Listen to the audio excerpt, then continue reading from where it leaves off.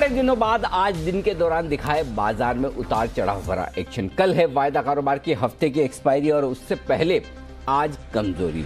तो क्या आखिरी 1.5 घंटे में आएगी रिकवरी? 230 फैक्टर काम करेगा या आज रहेगा दबाव? ये है आज का सबसे बड़ा सवाल। ये एक्शन जो कमजोरी का है बढ़ेगा या थमेगा? लेंगे जवाब। फाइनल ट्रेड में आप सबका स्वागत है। नमस्कार, मैं हूं अनिल सिंघवी। और नमस्कार, मैं हूं दीपांशु भंडारी। और अनिल जी, ये पूरी की पूरी इंपोर्टेड ही गिरावट लग रही है। लग रहा है कि जॉर्जिया सेनेट की रेस में दोनों डेमोक्रेट पार्टी के उम्मीदवार जीत जाएंगे, तो वहीं से थोड़ी नर्वसनेस आई। वहां से पहुंची डाउ फ्यूचर्स में और डाउ फ्यूचर्स से यहाँ पर। लेकिन नैस्डैक फ्यूचर्स ज्यादा 2-2.5% वो कमजोर हो गए दीप। लेकिन सरप्राइजिंग ये रहा कि ये दिन के दौरान बढ़ा कैसे हमारा बाजार, क्योंकि डाउ फ्यूचर सुबह से कमजोर हैं, लेकिन दिन के दौरान एक जो बड़ी उछाल आई, मुझे लगता है उसमें काफी ट्रेडर्स थोड़े और कॉन्फिडेंट भी हो गए। फिर अब थोड़ी सी प्रॉफिट बुकिंग आ रही है। तो अब हम कहाँ हैं? जनवरी में जी। तो ये पहला दिन है नवंबर और दिसंबर के बाद जी, जहाँ हम अक्टूबर जैसी ट्रेडिंग देख रहे हैं। राइट। अब तक नवंबर दिसंबर में ऐसी ट्रेडिंग देखने का काम पड़ा नहीं। अगर कहीं कोई छोटा मोटा करेक्शन आया तो वो सिर्फ ओवरनाइट कहीं ग्लोबल मार्केट्स की कमजोरी की वजह से हुआ, राइट। और उसका थोड़ा हमारे यहाँ असर पड़ा और हम फिर से ऊपर चल चुके हैं। लेकिन आज देखिए, सबसे बड़ी बात है कि 1 से 2 बजे के बीच में जो बड़ा उछाल आया और उसके बाद से जो गिरावट आनी रही, ये सरप्राइजिंग थी। ये वो कॉन्फिडेंस बनाने वाली बढ़ती जो आमतौर पर हमेशा बनती है जी, कि 2-2:30 बजे के बाद कुछ एफआईज हैं जिनके ऑफिस खुलते हैं, खरीदारी होती है और लास्ट में 3:30 बजे आप बाजार को टॉप पे बंद होते देखते हैं। आज इस थॉट प्रोसेस का, इस ट्रेंड का लिटमस टेस्ट है। देखते हैं सर, क्योंकि यूरोप ठीक ठाक है, यूरोप अभी भी होल्ड कर रहा है। हाँ। ये डेमोक्रेट्स दोनों आगे हैं, शायद उसी की चिंता इस समय वही हो सकती है। और डाउ फ्यूचर्स उसी वजह से कमजोर हैं। लेकिन डाउ फ्यूचर्स भी देखिए पिछले कुछ मिनटों में क्या रिकवर हो रहा है। सिर्फ 33 पॉइंट वॉलेटिलिटी। खरीद लें नेम ऑफ द गेम। इंतजार करते हैं थोड़ी। नहीं, ये दोनों तरफ के ट्रेड मिलेंगे, दोनों तरफ के ट्रेड मिलेंगे। और सबसे बड़ी चीज देखिए, ये हमेशा देखिए ये होगा ही। जब भी इस तरह की एक बार तेज डिप आएगी, आपके दिमाग में क्वेश्चन मार्क आएगा। क्या खराब हो गया मार्केट? करेक्ट। क्या मैं सब बेच दूं? क्या निकल जाऊं? क्या शॉर्ट करूं? ये 4-5 सवाल हमेशा तुरंत आते हैं। और वो आधे दिन की, 1 घंटे की, 2 घंटे की मंदी में आते हैं। इसका किसी के पास जवाब नहीं। इसका जवाब है तो सिर्फ एक है, आपको पता होना चाहिए आपका स्टॉप लॉस क्या है, उसके नीचे आपको ट्रिगर कर देना है। आपको पता होना चाहिए किस लेवल के नीचे ट्रेंड रिवर्सल होगा, वहां से आपको तेजी से न्यूट्रल आना है, न्यूट्रल से मंदी आनी है। बिल्कुल। तो बस वही एक तरीका, इसके अलावा और कोई फॉर्मूला है नहीं। क्या पता, अभी 250 पॉइंट नीचे था डाउ जी, 250 का 25-50 रह गया, पता चला बंद होते थे हरे में हो गया, या वापस 250 हो जाए, यू नेवर नो। और बंद क्या होगा वो भी पता नहीं, वहां कैसा खुलेगा, कैसा बंद होगा। तो there are so many slips between. इसमें एक्चुअली सर ना, इसमें पॉजिटिव नेगेटिव दोनों है। एक तो अगर इनकी सेनेट में आ गई मेजॉरिटी डेमोक्रेट्स की, तो टैक्स हाइक आ सकता है। पर साथ ही बड़ा स्टिमुलस पैकेज भी आएगा। बिल्कुल। और लगाम भी लगा के रखेंगे। बिल्कुल। आप जैसे देखना चाहो वैसे, दोनों तरह से। बिल्कुल सही कह रहे हैं कि बात दोनों तरह से बनती है कि आपको पैकेज देना पड़ेगा, नहीं तो मानेंगे नहीं रिपब्लिकन्स, वो सब है। तो चलिए, जो होगा देखा जाएगा। लेकिन हाँ, सिंपल चीज एक है, अगले 1.5 घंटे भी आपको पूरे एक्शन और उतार चढ़ाव के लिए तैयार रहना है। पहला ग्लोबल मार्केट्स की वजह से, दूसरा हमारी हफ्ते की एक्सपायरी की वजह से, और वही हम आपके लिए करेंगे। क्या लेवल्स अहम है, मैं आपको थोड़ी देर में बताने वाला हूँ। डेटा बेहद इंटरेस्टिंग बनकर आ रहे हैं। थोड़ी देर में हम निफ्टी, बैंक निफ्टी के डेटा का विश्लेषण भी करेंगे। तब तक आइए, भसीन साहब से मुलाकात करने का है वक्त। बिगुल के साथ करते हैं उनका स्वागत।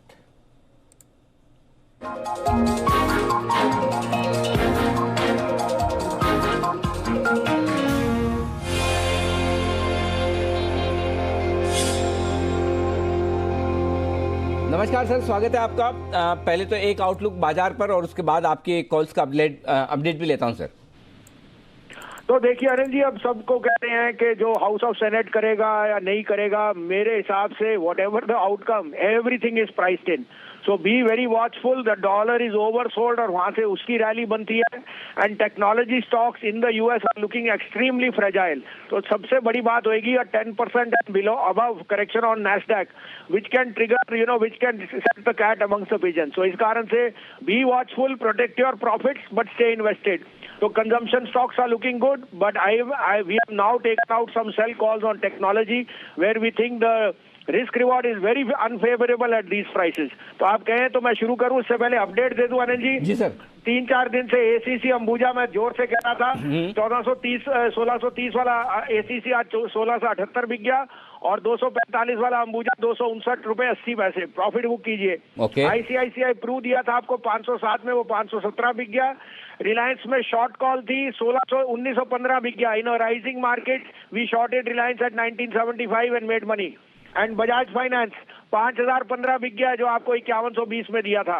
ये सारी कॉलें आपके सामने हैं। Bank of Baroda, PNB have been outperformers. अब आप कहें तो कॉल दूं, दोनों सेल की हैं। बिल्कुल सर। तो रिलायंस आपका सुबह का कॉल 1910 तक का टारगेट वो बहुत करीब उसके पहुंचता हुआ दिख रहा है। सुबह का एक दमदार बोल्ड कॉल और मजबूत और सही साबित होता हुआ। बताएं सर आज की अब की कॉल्स कौन सी हैं सर? तो पहले सर सबसे numero uno stocks are overowned, overpriced and they will be whatever results come on Friday everything is priced in. TCS बेचिए 3070 से 80, 3125 का 3150 का स्टॉप लॉस और 2825 का टारगेट। इन्फोसिस बेचिए 1287 से 1295, 1325 का स्टॉप लॉस, 1170 का टारगेट। नेस्डेक में भी दिख रही है अच्छी खासी कमजोरी नेस्डेक के फ्यूचर्स में, और आईटी शेयरों में अब प्रॉफिट बुकिंग और बिकवाली करने की राय है बसिन साहब की तरफ से। दो दिग्गज आईटी के, और पिछले 2 दिनों में 7-8% टीसीएस चल भी चुका है, तो यहाँ पर बेचने के लिए है सेफ।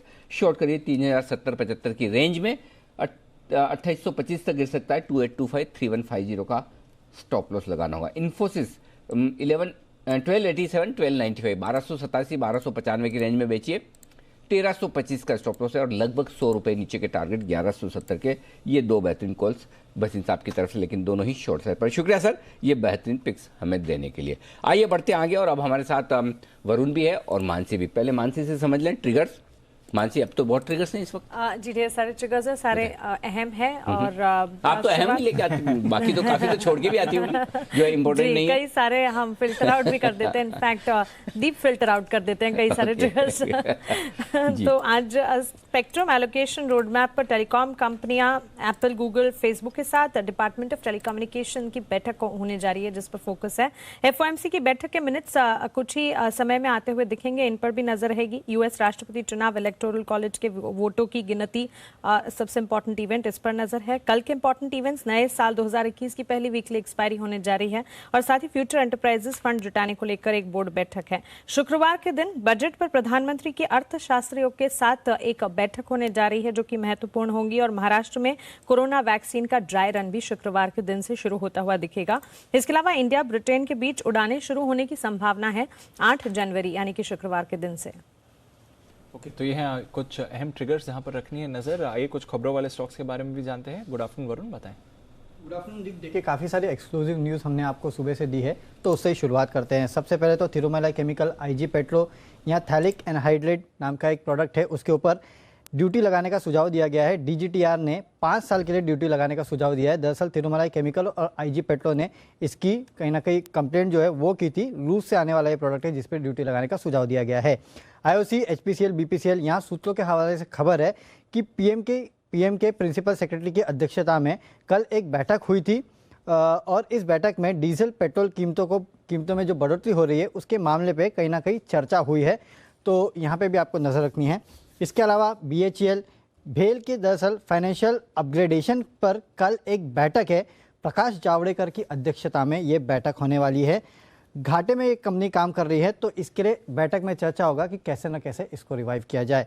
इसके अलावा कोजेंसिस के हवाले से ये खबर है कि जेम्स एंड ज्वेलरी सेगमेंट पे एंटी डंपिंग ड्यूटी घटाने के ऊपर यहाँ विचार किया जा रहा है। न्यूज़ वायर्स के हवाले से ये खबर है कि फ्रेट कॉरिडोर के लिए बजट में कहीं ना कहीं जो आवंटन है वो बढ़ सकता है, तो इसके चलते कौन इस तरह की जो कंपनीज है वो रडार पे होनी चाहिए। टाइटन ने अपना Q3 का अपडेट दिया है, जहाँ पे इनकी ज्वेलरी कारोबार में 15% के आसपास की ग्रोथ देखने मिली है। कमोडिटी ट्रेडिंग यूनिट में जल्द कारोबार शुरू करने वाली है ये कंपनी, ऐसा भी इन्होंने अपडेट दिया है। तानला प्लेटफॉर्म 20 जनवरी को global scale CPaaS platform launch करने वाली है कंपनी। माइक्रोसॉफ्ट के साथ मिलकर ये कंपनी इस प्लेटफॉर्म को लॉन्च करने वाली है। और PNB, इस कंपनी में फिर से बड़ा सौदा हुआ है। 1,23,00,000 शेयर्स का बड़ा सौदा आज के दिन इस काउंटर में हुआ है। कल भी हमने देखा था काफ़ी सारे बड़े सौदे हुए थे इस काउंटर में। ओके, तो ये कुछ खबरों वाले स्टॉक्स। BHEL पर बैठक हो चुकी है वरना कल बैठक कल थी, माफ कीजिए, कल हो थी चुकी। बैठक। अच्छा, कल थी ये कल हो गई। कल हो गई। हाँ, हो कल गई, ये हो बैठक हो गई और घाटे में ये कंपनी काम कर रही है, तो इसके ऊपर चर्चा की गई है इस बैठक के ऊपर, अपग्रेडेशन और हाँ, प्लांट और मशीनरी प्लांट को उसके लेकर ऊपर। काफी सारे अपडेट्स चल रहे हैं बीएचईएल में और हमने देखा भी है स्टॉक 20 के लेवल से डबल होकर 40 पर आ गया। हमने भी आपको कुछ एक्सक्लूसिव खबरें यहाँ पर बताई हैं, तो नजर रखिए इन सारे स्टॉक्स पर जहां पर एक्शन चल रहा है। सेल स्टील अथॉरिटी, यहाँ पर अच्छी खबर नहीं आ रही है, थोड़ी अनफॉर्चुनेट खबर आती हुई दिख रही है। राउरकेला का जो इनका प्लांट है वहां पर गैस लीक हुई है सर, और वहां से 4 कर्मचारियों की मौत भी हो चुकी है। तो थोड़ी निराशाजनक खबर आती हुई दिख रही है सेल की तरफ से। स्टॉक पर तो जो इम्पैक्ट है ठीक है, पर 4 लोगों की जान जा चुकी है राउरकेला प्लांट में गैस लीक की वजह से, तो यहाँ पर भी नजर रखनी पड़ेगी। सेल बैन में है स्टॉक और थोड़ा नीचे इस खबर के बाद आता हुआ आप देख सकते हैं। बाजार भी दिन के निचले स्तरों की तरफ आते हुए दिख रहे हैं। निफ्टी दिन के लो पॉइंट पर है 14,080 और बैंक निफ्टी 31,700 के नीचे फिसलता हुआ। आशु मदान साहब से पूछते हैं। आशु मदान साहब, बाजार का मूड माहौल जरा एक बार बताइए। अनिल जी, बाजार का मूड माहौल जो परसों बात हुई थी सेम है कि बाजार जितना भी अच्छा लगे, टाइम ऐसा है कि लॉन्ग शॉर्ट मिक्स होना चाहिए। अनिल जी, बहुत दिनों बाद पिछली बार भी एक बियर स्प्रेड दिया था, आज भी एक बियर स्प्रेड है, कुछ लॉन्ग भी है, शॉर्ट भी है, लेकिन ये मिक्स जरूर रखना है। अनिल जी, ये ऐसी वॉलिटिलिटी देगा जितना मर्जी अच्छा लगे, कोई ऐसी खराबी वाली बात नहीं है, लेकिन और बहुत बड़ा बैंड भी नहीं टूटने वाला, लेकिन वॉलिटिलिटी इतनी बढ़ेगी कि आपको बेच के मौके मिलेंगे। अब वो टाइम चला गया कि आप वन साइडेड लॉन्ग करके, क्योंकि इस वक्त नैरेटिव वैसा ही चल रहा है, फील वैसा आ रहा है, दुनिया भर से पॉजिटिव न्यूज है, इंडिया के फ्लो सबसे पॉजिटिव है, इंडिया बेस्ट इमर्जिंग मार्केट है, सब कुछ पॉजिटिव है, वैक्सीनेशन है, सब कुछ है, लेकिन ऑल साइड अनिल जी एक डिसिप्लिन है। तो या तो आप लाइट रहिए या इस वॉलिटिलिटी को नेगोशिएट करने का मादा रखिए, नहीं तो लॉन्ग एंड शॉर्ट मिक्स रखिए। सो अनिल जी, अभी इस मार्केट को एक हमने स्प्रेड परसों बनाया था, वो प्रॉफिट में है और 13,900 तक, मतलब ऊपर में तो बिल्कुल सेफ है, 13,700 तक सेफ है। एक नया स्प्रेड अनिल जी जो इस वॉलिटिलिटी में बनाना चाहिए आपको 14,100, जो अभी 14,076 चल रहा है, 14,100 की एक पुट लेनी है अनिल जी, जो अभी की 14,100 की एक पुट लेनी है जिसका भाव चल रहा है अनिल जी 85 रुपए, और 14,000 की 2 बेचनी है जिसका भाव चल रहा है 45 रुपए। तो 14,100 14,000 1:2 का बियर स्प्रेड बनाइए और आपको इसमें बनाने में 5 रुपए क्रेडिट मिलेगा। ऊपर आप बिल्कुल सेफ हैं, अगेन 13,900 तक सेफ हैं। तो मुझे लगता है कि 14,050 या 14,000 की तरफ भी आ सकता है ये अपना सपोर्ट 14,000 का टेस्ट करने के लिए, और उसको छोटा मोटा ब्रीच भी कर सकता है, लेकिन 13,900 से नीचे नहीं लग रहा। तो अनिल जी, कल की एक्सपायरी के लिए बहुत बढ़िया स्प्रेड है ये। 14,100 की एक पुट लीजिए, 14,000 की बेचिए, सिर्फ मार्जिन लगेगा, 5 रुपए क्रेडिट आएगा। ऊपर में अगर रिवर्सल आ जाता है डाउ की वजह से, यहां से बाउंस बैक आता है, जो कि आपने कहा आज एसिड टेस्ट है, बिल्कुल एसिड टेस्ट है, हो भी सकता है, लेकिन ये स्प्रेड जरूर होना चाहिए। 14,000 का एक पुट लेना, 14,100 का एक बेचना है, नहीं सॉरी 14,100 का खरीदना है और 14,000 का बेचना है, राइट जी।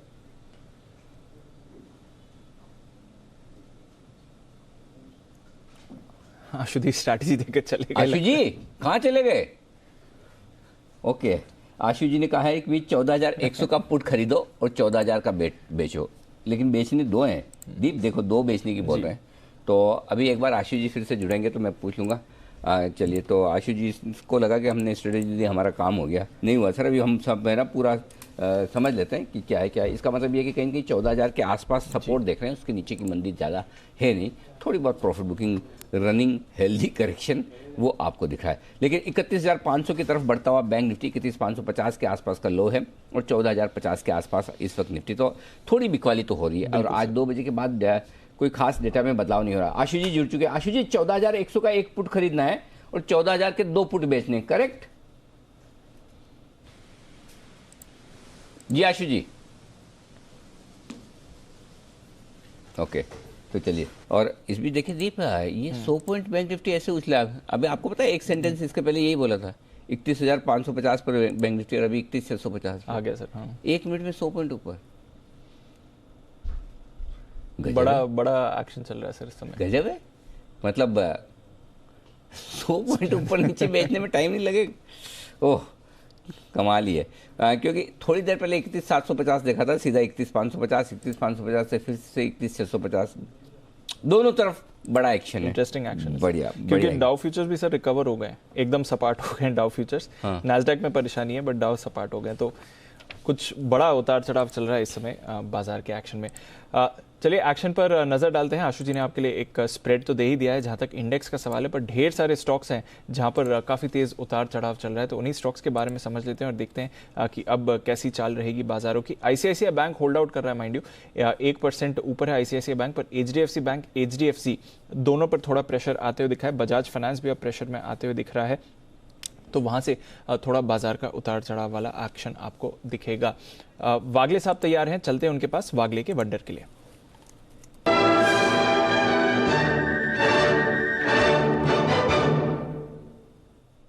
बताएं वागले साहब। Afternoon Deepanshu, afternoon Anil ji. मुझे बेचना है पीईएल, इसमें क्लियर कट ब्रेकडाउन आया है 1400 के लेवल पे, अभी 1390-89 का भाव है, यहाँ पर बेचिए। 94-95 के रेंज तक ऐड करिए। 1405 का मेरा स्टॉप लॉस होगा और 1350 का on the down side target लगता है आना चाहिए। ओके, तो 1350 के टारगेट के लिए पीरामल एंटरप्राइजेस को बेचिए, तो 1405 का लगाइए स्टॉप लॉस। ब्रेकडाउन आते हुए दिख रहा है, 4% नीचे है ये काउंटर इस समय। चलते हैं राकेश जी कुणाल जी के पास चार्ट कॉर्नर के लिए।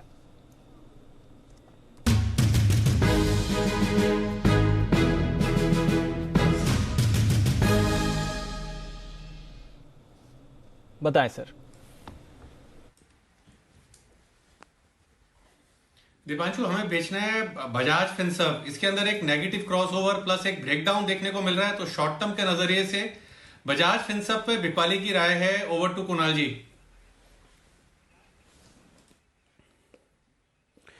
देखिए, एक बहुत जबरदस्त पैटर्न यहाँ बना है दीपांशु, इसको राउंडिंग टॉप पैटर्न कहते हैं। डेली चार्ट पर बिल्कुल साफ नजर आ रहा है और ब्रेकडाउन आता हुआ दिख रहा है।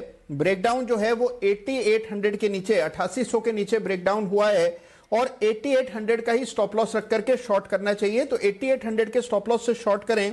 पहला टारगेट 8400 रुपए का 8400 का और दूसरा टारगेट 8200 रुपए का 8200 का। तो 8400-8200 के लक्ष्य के लिए बजाज फिनसर्व में शॉर्ट करने की राय। ओके, तो बजाज फिनसर्व में करना है शॉर्ट इस समय। एक एक करके जो कुछ दिग्गज फाइनेंशियल्स हैं वो प्रेशर में आते हुए दिख रहे हैं, हम देख भी रहे हैं। जैसे कि हम हाईलाइट कर रहे थे, एचडीएफसी ट्विंस पर थोड़ा प्रेशर आया है, वहां से बाजार पर गिरावट आती हुई दिखी है। पीरामल यहाँ पर भी आप गिरावट आते हुए देख रहे हैं। बजाज फाइनेंस यहाँ पर भी आप एक्शन इस समय देखेंगे। मुथूट फाइनेंस यहाँ पर भी 2.5% की गिरावट इस समय आती हुई दिखी है। किरण जी, क्या करना चाहिए मुथूट फाइनेंस 2.5% नीचे? आफ्टरनून दीप, आफ्टरनून अनिल जी। मुथूट फाइनेंस में थोड़ी सी प्रॉफिट बुकिंग देखने को मिल रही है, पर वॉल्यूम्स उतने नहीं है और मेरा मानना है कि ये करेक्टिव एक्शन रहेगी। इसने एक बहुत बेहतरीन ब्रेकआउट 1240 के आसपास दिया था, तो मेरा मानना है कि 1240 के लेवल्स टेस्ट होते नजर आ सकते हैं, जिसको हम टेक्निकली रीटेस्टिंग कहते हैं। तो 1240 के आसपास के टारगेट्स आपको आते हुए देखने को मिल जाने चाहिए। अगर किसी के शॉर्ट पोजीशन है तो 1280 के स्टॉप लॉस के साथ शॉर्ट पोजीशन बनाए, पर जैसे ही 1240 के आसपास आए तो उधर एक बार आपका प्रॉफिट बुकिंग हो जाना चाहिए। ओके, तो ये है आपके लिए मुथूट फाइनेंस। बैंक्स और फाइनेंशियल्स पर थोड़ा प्रेशर ज्यादा आते हुए दिखा है, पर अनिल जी बैंक निफ्टी पूरा रिकवर हो गया है, वापस 31,700 के ऊपर बैंक निफ्टी है। निफ्टी पर अभी भी थोड़ा दबाव है, 100 पॉइंट्स नीचे है, 14,100 के करीब, पर बैंक निफ्टी पूरा का पूरा रिकवर हो गया। गजब है, मतलब यही है इंटरेस्टिंग चीज की। देखिए, दोनों तरफ के ट्रेड, और अगर आप इसको मैच करना चाहें तो डाउ फ्यूचर से मैच कर लीजिए। एग्जैक्टली डाउ फ्यूचर के तर्ज पे चल रहा है।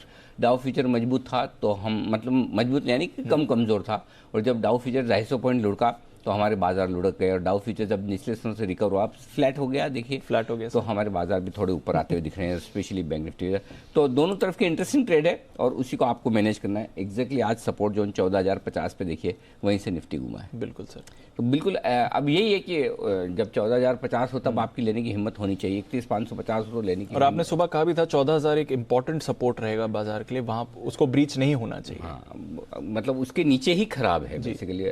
मेरे ख्याल से 13,950 के नीचे बंद होगा तो ट्रेंड पॉजिटिव से एक बार आप न्यूट्रल होने की सोच सकते हैं, और जब तक 13,800 के नीचे बंद नहीं हो रहा तब तक तो कहीं दूर दूर तक चिंता की बात ही नहीं है। तो 13,950 और 13,800 दो क्लोजिंग बेसिस पर लेवल ध्यान में रखिए। और कोई तरीका नहीं है आपके पास जी, किसी को पता थोड़ी कहाँ से घूमेगा या कितना घूमेगा, फिर करेक्शन आधा दिन का या 1.5-2 दिन का। करेक्ट। तो इसलिए बेहतर है लेवल्स के साथ आप रेस्पेक्ट करते हुए चलें, तो दोनों तरफ के ट्रेड मिलेंगे। अब सिर्फ इतना ध्यान रखिए, ट्रेड आपको दोनों तरफ के मिलेंगे, उनको एंजॉय कीजिए। बिल्कुल, मैं भी डेटा तैयार कर रहा हूँ। बिल्कुल अनिल जी, तो आपके डेटा के विश्लेषण का इंतजार है सर। पर एक स्टॉक जहां पर आशु जी का काफी हाई कन्विक्शन था और मेरे को मालूम है वो लगातार इस पर बात भी कर रहे हैं। आशु जी, LIC हाउसिंग फाइनेंस आपने कहा था ये 400 की तरफ जा रहा है, आज 400 के ऊपर गया और इस वॉलेटिलिटी में भी होल्ड आउट कर रहा है। पर क्या करना चाहिए LIC में सर, आपकी राय थी? अब प्रॉफिट बुक करें या फिर यहां से और एक्शन देखते हैं? दीपांशु, सबसे पहले तो thank you and I appreciate के ये 330 से मेरा बड़ा टारगेट था 400 प्लस का, और आपको ध्यान है बिल्कुल। यस, और आज 414 के आसपास मैंने सारे अपने क्लाइंट्स को रिमाइंड भी कराया कि हमारा टारगेट 400 से ऊपर का आ गया है। अभी भी स्ट्रांग लगता है दीपांशु, लेकिन एक डिसिप्लिन प्रॉफिट बुक करने के लिए कहा है। और इसी के साथ दीपांशु एक मेरी कॉल भी है जो मैंने अभी मैसेज भी किया, अगर आप कहें तो मैं कॉल भी दे दूं, और अगर आप बोले तो वो भी एक बाय कॉल ही है। आशु जी, आपके लिए बिगुल तैयार है और बिगुल के बाद आशु जी का कॉल लेते हैं।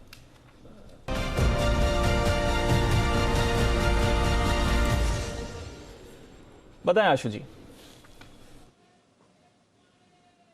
दीपांशु, जैसे एक और कन्विक्शन ट्रेड था और एक परपेचुअल कन्विक्शन ट्रेड है, वो है भारती एयरटेल का। आज सुबह हमने अपने क्लाइंट्स को 524.25 में बाइंग करवाई थी 15 के स्टॉप लॉस से और 550 का टारगेट, और बीच में 534-35 हो गया था, लेकिन अभी अभी मार्केट की गिरावट में वापस 525-26 आ गया है। तो भारती में 515 के स्टॉप लॉस से बाय करना चाहिए, या इन द मनी कॉल भी रख सकते हैं। और मुझे लगता है कि आगे पीछे करके इसका भी अब नेक्स्ट पड़ाव जो है 550 का क्रॉस करेगा। ये दीपांशु में बार बार कई दिनों से मैंने और इसमें विश्वेश ने भी पार्टिसिपेट किया। इसमें अभी भी ट्रेंड पॉजिटिव है, ब्रीदर लेगा, छोटा करेक्शन लेगा, लेकिन ये हायर टॉप हायर बॉटम बना के ऊपर चलेगा। तो भारती में बिल्कुल कन्विक्शन बाय है 550 के टारगेट के लिए। तो आशीष, वो जो आप पहले कहते थे ना, ये ऐसा पुट खरीद लो, ऐसा कॉल खरीद लो, एट द मनी ले लो, इसमें आपका फ्यूचर खड़ा हो गया, जिसमें फिर थोड़ा बहुत ऊपर नीचे हो जाए तो आपको टेंशन नहीं हो, ऐसी कुछ बनाओ ना स्ट्रेटेजी इसमें।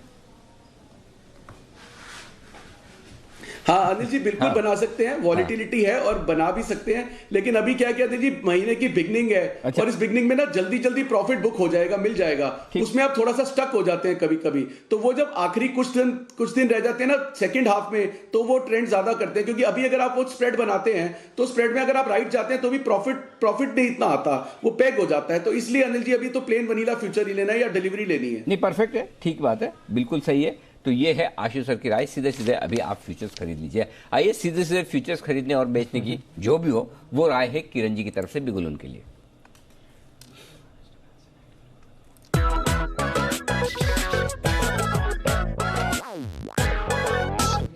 बताएं किरण जी। अनिल जी, बहुत ही बेहतरीन ब्रेकआउट देखने को मिल रहा है, तो ये मिस नहीं करना चाहिए। पावर ग्रिड ये बाय करके चलना चाहिए। पिछले डेढ़ महीने का कंसोलिडेशन का ब्रेकआउट देखने को मिल रहा है, बहुत स्ट्रॉन्ग वॉल्यूम्स के साथ है, रिकॉर्ड वॉल्यूम्स है। पिछले 15 दिन का रिकॉर्ड वॉल्यूम्स अभी देखने को मिल रहा है, और ओआई में भी नंबर 3 पे है, 17% चेंज इन ओआई देखने को मिल रहा है। तो मेरा मानना है कि ये छोटे टारगेट्स के लिए नहीं, 207 210 ये दो टारगेट्स के लिए लॉन्ग पोजीशंस बनाने चाहिए। और अनिल जी, सबसे बेहतरीन बात है 194.80 का बहुत नजदीक वाला स्टॉप लॉस है, तो रिस्क टू रिवॉर्ड रेशियो में बहुत बेहतरीन है, ये बिल्कुल बाय करके चलना चाहिए पावर ग्रिड। ओके, तो रखिए पावर ग्रिड पर नजर। 200 के पार जाने की तैयारी में स्टॉक आते हुए दिख रहा है। किरण जी का हाई कन्विक्शन कॉल है ये काउंटर। एक स्टॉक जहां पर हम लगातार चर्चा कर रहे हैं, आज सुबह भी थोड़ा अच्छे एक्शन में आते हुए दिखा, खबरें भी हैं यहाँ पर। ONGC यहाँ पर एक्शन आ रहा है, ऑयल इंडिया और बाकी जो ऑयल से रिलेटेड कंपनीज हैं वहां पर थोड़ा एक्शन और बनते हुए दिख रहा है। वरुण से जानते हैं क्या चल रहा है इन काउंटर्स में, बताएं वरुण। देखिए दीप, चल तो ये रहा है कि लगातार आप देख रहे हैं कि किस तरह से कच्चा तेल जो है उसमें उछाल देखने मिल रहा है। भले रीज़न कोई भी हो, इसके पहले आपने देखा था कि कहीं ना कहीं डिमांड में सुधार का अनुमान लगाया जा रहा था, उसके चलते कहीं ना कहीं उछाल देखने मिला था। फिर खबरें आई थी कि इन्वेंट्रीज कम हुई, उसके चलते उछाल देखने मिला। और ओवरनाइट अगर आप देखें तो ओपेक प्लस की बैठक थी, उसमें सऊदी अरब ने जो उत्पादन है उसको 1 मिलियन बैरल से कम किया है। ये एक बहुत बड़ा सरप्राइज था, क्योंकि इसके पहले हुआ ये था कि पिछले साल दरअसल जितने ओपेक प्लस देश है इन्होंने अपना प्रोडक्शन कहीं ना कहीं कम करने की बात की थी, और उसके बाद जो है फेज वाइज प्रोडक्शन बढ़ाने वाले थे दरअसल ये, यानी कि जो कटौती है उसको कम करने वाले थे। तो इस बार भी माना जा रहा था कि ओपेक प्लस की जो बैठक है उसमें या तो फिर जो प्रोडक्शन कट्स किए गए हैं उसको कम किया जाएगा या फिर उन्हीं लेवल पे रखा जाएगा। ये किसी ने नहीं सोचा था कि सऊदी अरब जो है अपना जो उत्पादन है उसमें कटौती करेगा, वो भी इस तरह की कटौती करेगा। और उसके चलते आपने देखा कि रातों रात कच्चे तेल के भाव जो है उसमें करीब करीब 5% के आसपास का उछाल देखने मिला। और ये स्टोरी कच्चे तेल की सिर्फ अभी शुरू नहीं हुई है। आप देखेंगे नवंबर के महीने से कच्चे तेल में अच्छा खासा उछाल देखने मिला है। करीब $38 पर बैरल के आसपास ट्रेड करता था, वहां से अब करीब $54 पर बैरल के आसपास आ गया है। यानी कि तब से अब तक 38% के आसपास कच्चे तेल के दाम में उछाल देखने मिला है। ओएनजीसी और ऑयल इंडिया पे इसका इम्पैक्ट ये होता है कि ये अपस्ट्रीम कंपनीज है, तो जब जब कच्चे तेल का दाम जो है उसमें $1 का भी फर्क आता है ना, $1 पर बैरल का, तो इन कंपनीज के ईपीएस पे करीब 2.5 से 3% के आसपास के अपमूव या फिर डाउन मूव देखने मिलता है। और नवंबर से अब तक अगर आप देखें तो करीब $16 के आसपास कच्चा तेल भाग चुका है। तो इंटू 3 कर लीजिए आप, तो उसका मतलब है अच्छा खासा उछाल जो है करीब करीब नहीं तो नहीं 30-35% के आसपास का उछाल जो इन कंपनीज के ईपीएस में देखने मिलता है। और इसके लिए आप देख रहे हैं कि इस तरह का उछाल जो है ऑयल इंडिया और ओएनजीसी में देखने मिला। अपस्ट्रीम कंपनीज है तो उनको फायदा मिलेगा। तो ये सऊदी अरब ने अचानक से कैसे काट दिए? अलाउड है ऐसे? अलाउड है जी। सऊदी अरब तो अपनी मनमानी कर रहा है। पहले ओपेक तो उन्हीं का है, बाकी तो मेंबर सिर्फ नाम के हैं। वैसे रशिया बोल रहा था नहीं करना है करके, बट काट दिया उन्होंने। ये एक संकेत अनिल जी इसमें ये भी है कि आपकी डिमांड नहीं है, ये भी समझना होगा, क्योंकि उन्होंने काट दिया उसके वजह से कच्चा तेल बढ़ गया, नो डाउट वो तो बढ़ेगा ही, क्योंकि आपने अपना प्रोडक्शन काट दिए तो सप्लाई के कंस्ट्रेंट्स हो जाएंगे। लेकिन सऊदी अरब का ये कदम जो है वो ये साफ दिखा रहा है कि आपके पास डिमांड को लेकर कंस्ट्रेंट्स है। आगे आप ये देख रहे हो कि शायद उतनी डिमांड होगी नहीं कि आपने जो प्रोडक्शन कट्स लिए थे उसको आप वापस ले, इसके लिए आप और काट रहे हो। बट कच्चा तेल तो कच्चा तेल है, वो अपने हिसाब से रिएक्ट करता है। मैं वही सोचा था भाई, इन्होंने तो एसोसिएशन बना रखी है, बिना पूछे काट दिया। ये बहुत पहले से इनका प्रॉब्लम चल रहा है। मीटिंग के बाद इन्होंने स्पेशल प्रेस कॉन्फ्रेंस बुलाई और फिर क्या मीटिंग में जो हुआ वो हुआ और उसके बाद जाकर अपना डिसीजन लिया है ना। ठीक बात है। चलिए, तो ये है कच्चा तेल का हाल। कोई विशेष टिप्पणी आशु सर आपकी कच्चे तेल की इस उछाल पर? अनिल जी देखिए, अब सिचुएशन ये है कि मैंने उस दिन एक ट्वीट भी किया था, डाउ, ऑयल या कोई भी एक चीज तो अनिल जी ऐसी आएगी जो मार्केट को एक झटका दे सकती है। वो क्या बनेगी कुछ नहीं पता, और ऐसा ही सरप्राइज आएगा। और किसी को भी अनिल जी हमारे को प्रिपेयर रहना चाहिए कि एक शार्प डिप इस मार्केट में आ सकता है। कई लोग ये बोलेंगे कि हम बात कर रहे हैं, आज नहीं आया, कल नहीं आया, उसके बाद मार्केट ऊपर भी गया, लेकिन उसके लिए प्रिपेयर रहना चाहिए। रीजन कुछ भी ऐसा बनेगा। देखिए, ऑयल सडनली कहीं से आ गया, कोई भी चीज ऐसी बन सकती है। तो इसलिए डिसिप्लिन, या तो बिल्कुल शांत बैठ जाइए, बहुत अच्छे पैसे आए हुए हैं, या लॉन्ग शॉर्ट मिक्स रखिए। रीजन कुछ ना कुछ जरूर बनेगा। ओके, रीजन कुछ ना कुछ जरूर बनेगा। लेकिन इसी पर कुछ एक विशेष टिप्पणी कुणाल जी भी करना चाहते हैं कच्चे तेल को लेकर। कुणाल जी बताएं। अनिल जी देखिए, मैं सऊदी अरेबिया पर टिप्पणी करना चाहता हूं। अनिल जी, आजकल मैं एक किताब पढ़ रहा हूं, किताब का नाम है ब्लड एंड ऑयल, जो कि सऊदी अरेबिया के जो युवराज हैं उनके ऊपर है, और उनका जो अनिल जी तेजी से उदय हुआ है उस पर है। तो अनिल जी उनके हाथ में अब सत्ता है, वो युवा नेता है अनिल जी, और मुझे लगता है कि सऊदी अरेबिया पूरी तरह बदलने वाला है। तो अनिल जी देखिए, जो सऊदी अरेबिया कर रहा है मनमानी, ये जो अभी कह रहे थे, बिल्कुल सही है, और सऊदी अरेबिया बिल्कुल अलग दिखेगा आपको आने वाले वर्षों में। अनिल जी अब पता चला आजकल जॉइंट पिक क्यों आ रही पिछले 4-5 दिनों से। एक ही आदमी काम कर रहा, बेचारे बंसल जी अकेले पिक निकालते, नाम आप भी लगा लेते, joint pick of the day. तो कुणाल जी तो, बंसल जी आप तो पढ़ रहे हो चार्ट, और कुणाल जी पढ़ रहे कुछ दूसरी किताबें, अपना ज्ञान बढ़ाने में लगे हुए हैं। तो इस चक्कर में हमारे पिक्स आ रही है कम। चलिए कोई बात नहीं, कुणाल जी का ज्ञान हमारे और कहीं आगे काम आ जाएगा, लेकिन बढ़िया है। आइए, अब एक बिगुल कुणाल जी राकेश जी के लिए भी है, और वही बिगुल आपके लिए किरण जी के लिए भी है। तो आइए दोनों के लिए बिगुल, किरण का कमाल और चार्ट कॉर्नर।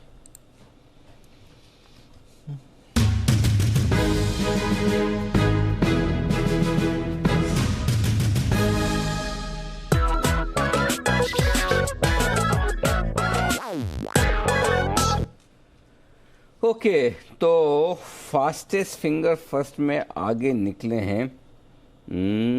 एक मैं चेक कर लेता हूं, पहले देख लेता हूं कौन आगे निकला है।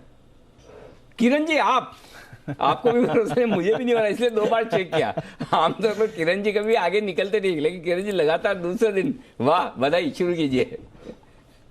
बिल्कुल Anil ji, second time lucky, अभी थर्ड टाइम लकी होना है। बिल्कुल।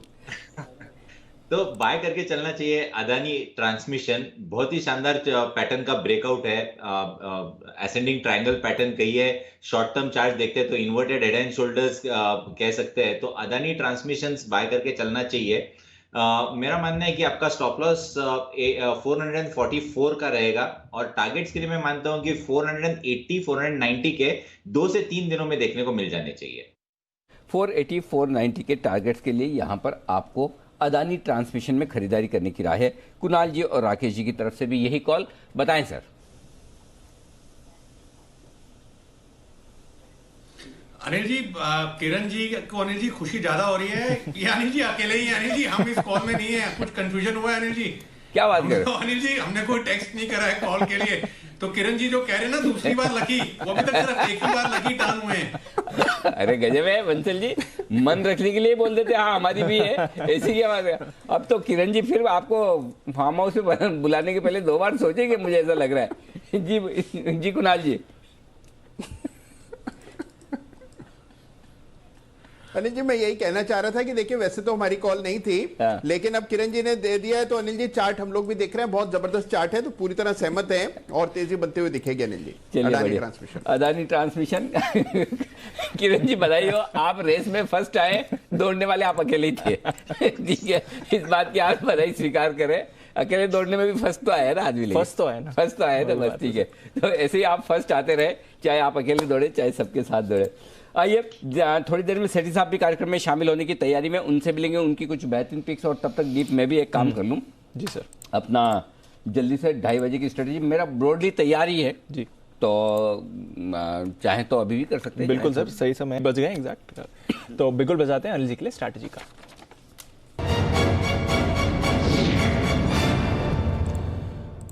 Anil ji of course volatile हैं global cues sir. Dow futures जिस तेजी से उतार चढ़ाव कर रहा है सर, अब देखिए 60 पॉइंट्स नीचे है, थोड़ी देर पहले सपाट था, वहां पर काफी तेजी से बदलाव हो रहा है। नैस्डैक कमजोर है पर उसी लेवल पर है, 2% नीचे नैस्डैक है, वहां पर बदलाव नहीं हुआ है।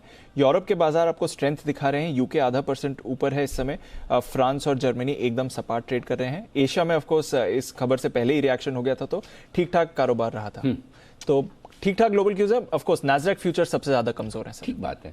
तो पहली चीज तो ये कि आज ओवरनाइट संकेत थोड़े साफ कम है, और जिस तरह से दिन के दौरान ये अमेरिका के फ्यूचर्स उतार चढ़ाव दिखा रहे हैं, वैसा एक वोलेटाइल ट्रेडिंग सेशन आपके लिए हो सकता है। क्योंकि देखिए आपने परसों एक खराब सेशन देखा जी, कल बढ़िया रिकवरी देखी, आज दोनों तरह के ट्रेड आपने फ्यूचर्स में देख लिए। तो मेरा ये पॉइंट है कि ओवरनाइट पोजीशन आपको कम रखनी, पहली चीज तो ये कर लीजिए। दूसरी चीज, दम लगाकर फ्रेश खरीदारी वापस से निफ्टी अगर 14,250 के हाई को बनाए तब तो कोई सवाल ही नहीं, ये 14,200 भी पार कर ले तब कर लीजिएगा। और बैंक निफ्टी अगर 31,982 का जो हाई है 32,000 पार करे तो कर ही लीजिएगा, अदरवाइज वो 500 पॉइंट का बॉक्स है। पहले मैं डेटा बता दूं और उसके बाद स्ट्रेटजी बताता हूं। निफ्टी 14,000 जब तक नहीं टूटता, इसके नीचे बंद नहीं होता, तब तक आपको चिंता करने की बिल्कुल जरूरत नहीं, तब तक आपका ट्रेंड पॉजिटिव ही है, न्यूट्रल भी नहीं है। ओके, बल्कि 13,975 मोर प्रिसाइजली 13,975 के नीचे की क्लोजिंग पर ही आपको थोड़ा सा सोचना है कि क्या मुझे आज पोजीशन कम करनी है। और फिलहाल आज के डेटा में दीप मुझे ऐसा नहीं दिख रहा अभी तक कि शायद 14,000 के नीचे क्लोज हो। वजह 14,000 का पुट ऑप्शन है, 42 लाख शेयरों का ओपन इंटरेस्ट है, हाईएस्ट है ये, ठीक है, तो यहाँ पर रुकना चाहिए। ऊपर 14,200 पार होना थोड़ा मुश्किल है, हाईएस्ट ओपन इंटरेस्ट कॉल्स में वहाँ पर है, और 35 लाख शेयर आज जुड़े, तो 14,200 पर तगड़ी कॉल राइटिंग हुई है। तो इसलिए अब 14,200 पार होने के बाद फ्रेश तेजी बनेगी, और 14,000 के नीचे जाने पर फ्रेश कमजोरी। तब तक आप इस 200 पॉइंट की रेंज में बाजार को वक्त बिताते हुए देखेंगे, ये आपको डेटा नजर आ रहा है। ज़्यादा ज़रूरी क्या है, 14,100 के ऊपर की क्लोजिंग। 14,100 के नीचे क्लोज होने पर एक रिस्क और है, 39 लाख शेयर 14,100 के पुट पर भी है, वो रिस्क पर आ जाएंगे। तो 14,100 के ऊपर की क्लोजिंग अगर आज आपको मिलती है तो आप बिल्कुल भी बुरे नहीं हैं, 14,000 के नीचे की मिलती है तो थोड़ी सावधानी है, और 14,200 मिल जाए तो कहने ही क्या, फिर तो बल्ले बल्ले। ये 3 डेटा आपके लिए हो गए निफ्टी पर आज क्लोजिंग के लिहाज से। तो फिलहाल आप जैसे जैसे ऊपर आए पोजीशन हल्की कर लें, जैसे सपोर्ट लेवल के आसपास है वहाँ एंट्री करें। ये कॉन्ट्रा ट्रेड अब आपको लेना पड़ेगा, और दोनों तरफ बाजार मौका दे रहा है आपको, पॉइंट नंबर 1। अब आइए बैंक निफ्टी 31,500 के नीचे बंद नहीं होगा, ये डेटा में दिख रहा है, तो निश्चिंत रहे कि फिलहाल 31,500 के नीचे की जगह नहीं है। 32,000 के ऊपर बंद नहीं होगा, ये भी डेटा में साफ दिख रहा है। 31,500 के पुट पर हाईएस्ट ओपन इंटरेस्ट 15 लाख शेयरों का है, 32,000 के कॉल पर हाईएस्ट ओपन इंटरेस्ट 20 लाख शेयरों का है, तो ये बीच में हो गया। अब ये जो बीच में झूल रहा है दीप, इसमें एक लेवल मैं आपको देता हूँ, इससे आपको आइडिया लग जाएगा कि किस लेवल से मुझे तेजी या मंदी गिननी है जी। 31,800।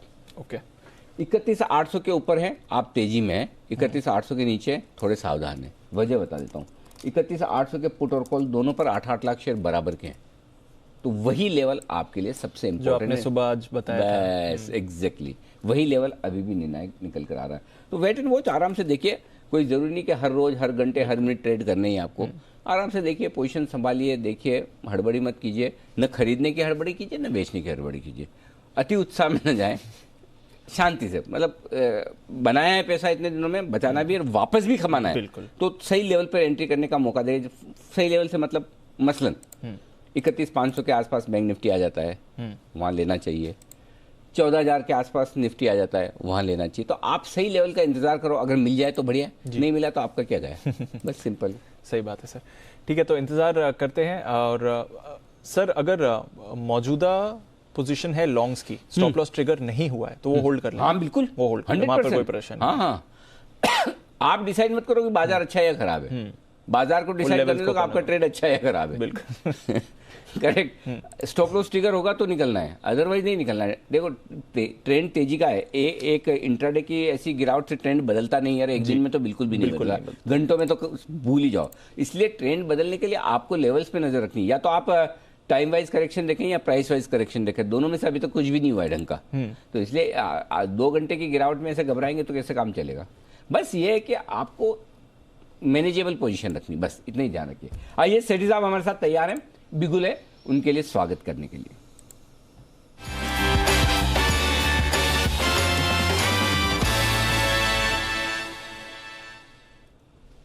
सेठी साहब स्वागत है आपका। बताएं सर, खरीदारी का इरादा बरकरार है? अरे आज 2 दिन की छुट्टी के बाद आए हैं आप, तो आज तो 2-4-5 स्टॉक देंगे sir. Good afternoon Anil ji. नहीं 2-4-5 नहीं, 2 ही स्टॉक है आज तो बाजार में भी वैसे मार्केट बची हुई है, बट अच्छा है अनिल जी, आज लोगों को लेने का मौका मिलेगा, बिकॉज मुझे लगता है ये एक रनिंग करेक्शन है और इसको उसी तौर से देखना चाहिए। बाजार में एक जो तेजी का ट्रेंड है वो बिल्कुल बरकरार है, और आज जो भी स्टॉक रिकमेंड करेंगे वो सबको लेने का मौका मिलेगा। अच्छा है आज। सर तो पहला स्टॉक कौन सा है आज का? दोनों कैश फ्यूचर मिक्स? नहीं अनिल जी, दोनों स्टॉक ही कैश मार्केट के हैं, दोनों ही अच्छी क्वालिटी की कंपनी है। जो पहला स्टॉक है अनिल जी, एक छोटी प्राइस का स्टॉक है, कंपनी का नाम है हिमाद्री स्पेशलिटी केमिकल्स, HSCL, जिसका भी भाव है 46 रुपए 50 पैसे। ये एक स्पेशलिटी केमिकल बनाने वाली कंपनी है जो कि 3 सेगमेंट में ऑपरेट करती है। पहला सेगमेंट है कोल तार पिच का, इसकी ये लार्जेस्ट प्रोड्यूसर है भारत में, 70% मार्केट शेयर है, और ग्लोबली भी देखेंगे तो ग्लोबली भी एक लीडिंग कैपेसिटी है इनकी। ये जो प्रोडक्ट है वो एल्यूमिनियम और ग्रेफाइट इलेक्ट्रोड में काम आता है, जो कि दोनों इंडस्ट्री बहुत अच्छा कर रही है, तो उसका एक फायदा इस कंपनी को मिलता है। प्लस ये कोल तार पिच के स्पेशल ग्रेड भी बनाती है DRDO के लिए। जो दूसरा सेगमेंट है वो है कार्बन ब्लैक का, वहां पे भी अच्छा कर रही है कंपनी, और वहां पे ये कार्बन ब्लैक टायर्स या रबर के लिए तो दरकार पड़ती है, जो कि अच्छा कर रही है इंडस्ट्री। इसके अलावा इनका एक स्पेशलिटी कार्बन ब्लैक का भी मैन्युफैक्चरिंग है, जो कि पेंट्स है, इंक्स है, प्लास्टिक्स है, इनमें काम आता है। वहां पे भी कंपनी ने अपनी कैपेसिटी भी हाल ही में बढ़ाई है इंटरनल एक्रूवल से, पहले 1,20,000 टन की थी और अब 60,000 टन से और बढ़ाई है। और जो तीसरा सेगमेंट है वो ज्यादा इंटरेस्टिंग है, कंपनी बनाती है एडवांस कार्बन मटेरियल, जैसे कि हाई क्वालिटी एनोड मटेरियल बनाती है, जो कि इलेक्ट्रिक व्हीकल्स में जो लिथियम आयरन बैटरीज यूज होती है, और जो ये लिथियम आयरन बैटरीज स्मार्टफोन्स वगैरह में यूज होती है, उसकी इकलौती कंपनी है जो भारत में ये प्रोडक्ट बनाती है। तो ऑल इन ऑल एक अच्छी कंपनी है, प्रोमोटर्स की अच्छी खासी हिस्सेदारी है, कोई प्लेज नहीं है, और नॉर्मल ईयर में इनके अच्छे ऑपरेटिंग प्रॉफिट मार्जिन अराउंड 21% के, रिटर्न ऑन इक्विटी 18% का था, आपके डेट इक्विटी रेशियो 0.2 का है, तो वहां से भी कोई ज्यादा चिंता नहीं है। और जो भी एक्सपेंशन किया है वो इंटरनल अक्रूवल से किया, जिसका फायदा आने वाले क्वार्टर्स, आने वाले सालों में देखने को मिलेगा। तो हम बुलिश ऑन द स्टॉक, बहुत ही शॉर्ट टर्म में मेरा इसमें टारगेट 52 रुपए का है, स्टॉप लॉस रखना है 44 रुपए। स्टॉप लॉस से खरीदे 52 रुपए के टारगेट के लिए हिमाद्री केमिकल, ये है राय सेठी साहब की तरफ से। बताएं सेठी साहब दूसरा स्टॉक। दूसरा स्टॉक अनिल जी आज एक शुगर स्टॉक है। शुगर पूरा सेक्टर फोकस में है, ये तो बाजार में थोड़ी गिरावट आ गई, अदरवाइज मुझे लगता है आज ये सेक्टर बिल्कुल अच्छा करना चाहिए था। और वहां से मैंने पिक किया है आंध्रा शुगर को, जो कि अभी 323-24 के लेवल पे ट्रेड करता है। एक बहुत ही जबरदस्त कंपनी है, वैल्यूएशन के लिहाज से बहुत ही सस्ती है, और ये कंपनी सिर्फ शुगर ही नहीं, इसके अलावा केमिकल्स है, फर्टिलाइजर्स है, फिर फार्मा में एस्पिरिन ये भी बनाती है, जिसकी इनके पास इंडिजीनियस टेक्नोलॉजी है एस्पिरिन बनाने की। और कंपनी एक और लिस्टेड कंपनी है जोसिल नाम की, जो कि फैटी एसिड्स वगैरह बनाती है, उसमें 55% हिस्सेदारी है। फंडामेंटली एक सॉलिड कंपनी है, वैल्यूएशन बहुत ही सस्ते है, 4-4.5 के मल्टीपल पे ट्रेड करती है। डिविडेंड पिछले साल दिया 20 रुपए का, तो डिविडेंड यील्ड भी अराउंड 6% की है। और बाकी अनिल जी, मेरा मानना है, या कई रिपोर्ट्स में पढ़ रहा था कि इस साल ब्राजील और थाईलैंड, जो कि दोनों मेजर प्रोड्यूसर्स है दुनिया में शुगर के, वहां दोनों जगह शुगर के प्रोडक्शन में गिरावट आई है। ब्राजील में पिछले साल जो सूखा पड़ा उसकी वजह से केन प्रोडक्शन में गिरावट आई है। थाईलैंड में क्रॉप खराब हुआ है उसकी वजह से। और हमने देखा हाल ही में इंटरनेशनली शुगर के दामों में एक जबरदस्त उछाल मिला है, और इसका फायदा भारतीय शुगर कंपनीज को आने वाले क्वार्टर्स में, आने वाले महीनों में देखने को मिलेगा। एक्सपोर्ट में एक अच्छा खासा उछाल आना चाहिए। तो हम bullish on the entire sugar space, और वहां से एक दिग्गज, एक बहुत ही शानदार बैलेंस शीट वाली कंपनी आंध्रा शुगर को मैंने पिक किया है, जो कि अभी 323-24 के लेवल पे लेना है। मेरा इसमें शॉर्ट टर्म में 350 का टारगेट है, स्टॉप लॉस रहेगा 315 रुपए का। नहीं ओके, तो ये है आपके लिए आंध्रा शुगर्स। यहाँ पर नज़र रखिए सेठी साहब की तरफ से, यहाँ पर भी आपके लिए खरीदारी की राय आ रही है शॉर्ट टर्म के लिए। थोड़ा बाजार उतार चढ़ाव दिखा रहा है, पर ढेर सारे स्टॉक्स हैं जो एक्शन में है, और स्टॉक स्पेसिफिक एक्शन ही इस समय आपको आते हुए दिखेगा। स्वागत करते हैं नितिन मोरारका साहब का, निफ्टी के निशानेबाज नितिन मोरारका।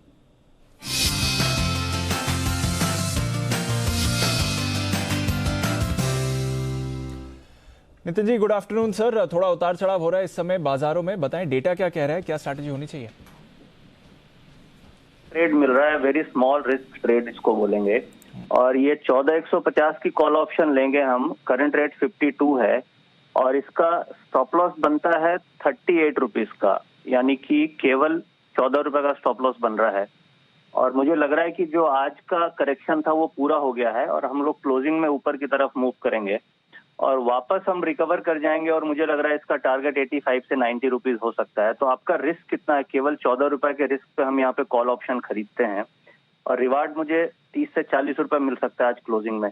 तो रिस्क रिवार्ड के ख्याल से काफी अच्छा ट्रेड है। सपोर्ट पे हैं हम लोग, बिल्कुल सपोर्ट से बाउंस करने की कोशिश हो रही है। बैंक निफ्टी तो फिर भी वीक नहीं हुआ है, केवल निफ्टी वीक हुई है बिकॉज ऑफ रिलायंस। तो वैसी कोई दिक्कत की बात नहीं है, इसलिए हम यहाँ पे कॉल ऑप्शन अटेम्प्ट करना चाहिए। ओके, तो आज की सेलिंग पूरी हो गई है। 14,150 का कॉल खरीदना है, और ये कल की एक्सपायरी का खरीदना है नितिन जी? जी बिल्कुल, कल की एक्सपायरी का लेटेस्ट है, कल की एक्सपायरी का। ओके, बैंक निफ्टी पर कोई राय नितिन जी? आप तो कह रहे हैं यहाँ पर स्ट्रेंथ ही है, तो क्या एक्शन देख रहे हैं? डेटा क्या बता रहा है बैंक निफ्टी में? देखिए, डेटा तो बैंक निफ्टी का कंपैरेटिवली स्ट्रांग है। टेक आउट हुआ है, ऊपर से नीचे आई है, क्योंकि बैंक निफ्टी में असली बाइंग तो कल हुई है, और कल बहुत बाइंग हुई है। आप 30,000 नीचे के लेवल्स पे, यानी कि यहाँ से 600-700 पॉइंट बैंक निफ्टी नीचे में, यानी कि 31,200-300 पे बहुत बाइंग है, और ये अभी तो 31,800 चल रही है। तो ऑलरेडी ये जस्ट टेक आउट है। मुझे लग रहा है हमें आगे जाना है, 32,500 की तरफ जाना है, बट रुकावट है थोड़ी सी। बैंक निफ्टी वापस रिकवर कर जाएगी। व्यू पॉजिटिव रखना चाहिए, नेगेटिव नहीं रखना चाहिए। मुझे लग रहा है कल एक्सपायरी 32,000 या उसके ऊपर ही होगी। तो चलिए, मजबूत एक्सपायरी होगी, चिंता की बात नहीं। एक आध झटका करेक्शन छोटा मोटा जो आना था वो आ चुका, और बाजार फिर से होंगे मजबूत, ये मानना है नितिन जी का। लेकिन देख लेते हैं क्या है मानना विश्वेश जी का।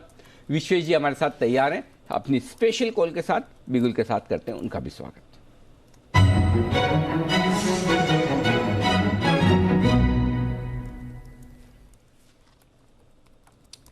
बताएं विश्वेश जी। सर, बैंक निफ्टी का 31,700 का कॉल ऑप्शन लेना है। हमने हमारे फ्री टेलीग्राम चैनल में ये 220 के आसपास रिशेप किया है।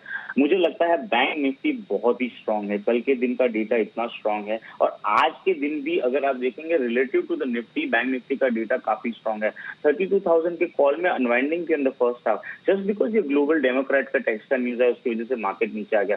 मुझे लग रहा है जैसे ही हम 31,900 निकालेंगे, 300 से 400 पॉइंट का बैंक निफ्टी का क्विक स्पार्ट आएगा, और 32,000 के ऊपर हम चले जाएंगे। तो बैंक निफ्टी का 31,700 का कॉल ऑप्शन लेना है, 220 तक भी ले सकते हैं। 160 का स्टॉप लॉस रखिए, 300, 360 दो टारगेट के लिए। बैंक निफ्टी का कल की एक्सपायरी का 31,700 का कॉल ऑप्शन लेने की सलाह होगी।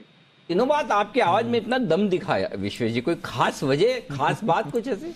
पिछले 5-6 कॉल लगातार टारगेट हिट हुए, वही वजह हो सकती है?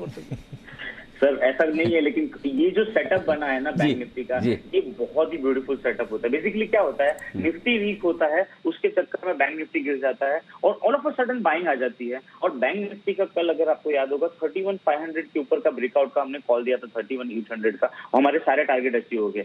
आज वापस हम उसके ऊपर बेसलाइन पे आ रहे हैं, सपोर्ट ले रहे हैं, और जिस हिसाब से डेटा के साथ मोमेंटम इंडिकेट कर रहा है, मुझे लगता है रिस्क रिवॉर्ड बहुत फेवरेबल है बैंक निफ्टी को लॉन्ग ट्रेड करने का। तो इसीलिए शायद आवाज में थोड़ा सा दम लग रहा है। अच्छा, एक बार आप लाइन पे रहिएगा, जाइए वहाँ मत इधर उधर, फोन है, फ्रेंड आप हैं, लेकिन आपके दोस्त है ना एक और हमारे साथ है, जय ठक्कर। जय, आमतौर पर विश्वेश इतने कॉन्फिडेंट कब दिखते हैं आपको? अरे जी, जब भी कुछ अच्छा, ये तो अगर ट्रेडिंग पॉइंट ऑफ व्यू अगर मैं बताऊँ आपको, तो कुछ अच्छा मुनाफा अगर हो गया रहता है तो विश्वेश काफी कॉन्फिडेंट होता है। या तो अनिल जी कोई उसे कहीं ना कहीं कुछ खुशखबरी होती है, तो विश्वेश काफी कॉन्फिडेंट होता है। अनिल जी, दो में से कुछ एक है, तो अगर मुनाफा हुआ तो ठीक है, अगर खुशखबरी हो तो विश्वेश हमें भी बता दें भाई। हाँ, ऐसा कुछ हो तो पहले हमें भले बाद में बताएं, जय को पहले बता दें, आपके खास मित्र हैं। लेकिन चलिए, अच्छे कॉन्फिडेंस के साथ विश्वेश जी की राय है खरीदारी करने की बैंक निफ्टी पे 31,700 का कॉल ऑप्शन खरीदे 300 और 360 के टारगेट के लिए। शुक्रिया विश्वेश जी, ये बेहतरीन कॉल देने के लिए दर्शकों को। आइए, जय भी हमारे साथ जुड़ चुके हैं। जय, आपके लिए बिल्कुल तैयार है, बताइए जैकपॉट या फिर कैश का ऑप्शन? जी डेफिनेटली, अभी तो एक जैकपॉट कॉल देना चाहूंगा। ओके, तो जय का जैकपॉट आपके लिए तैयार।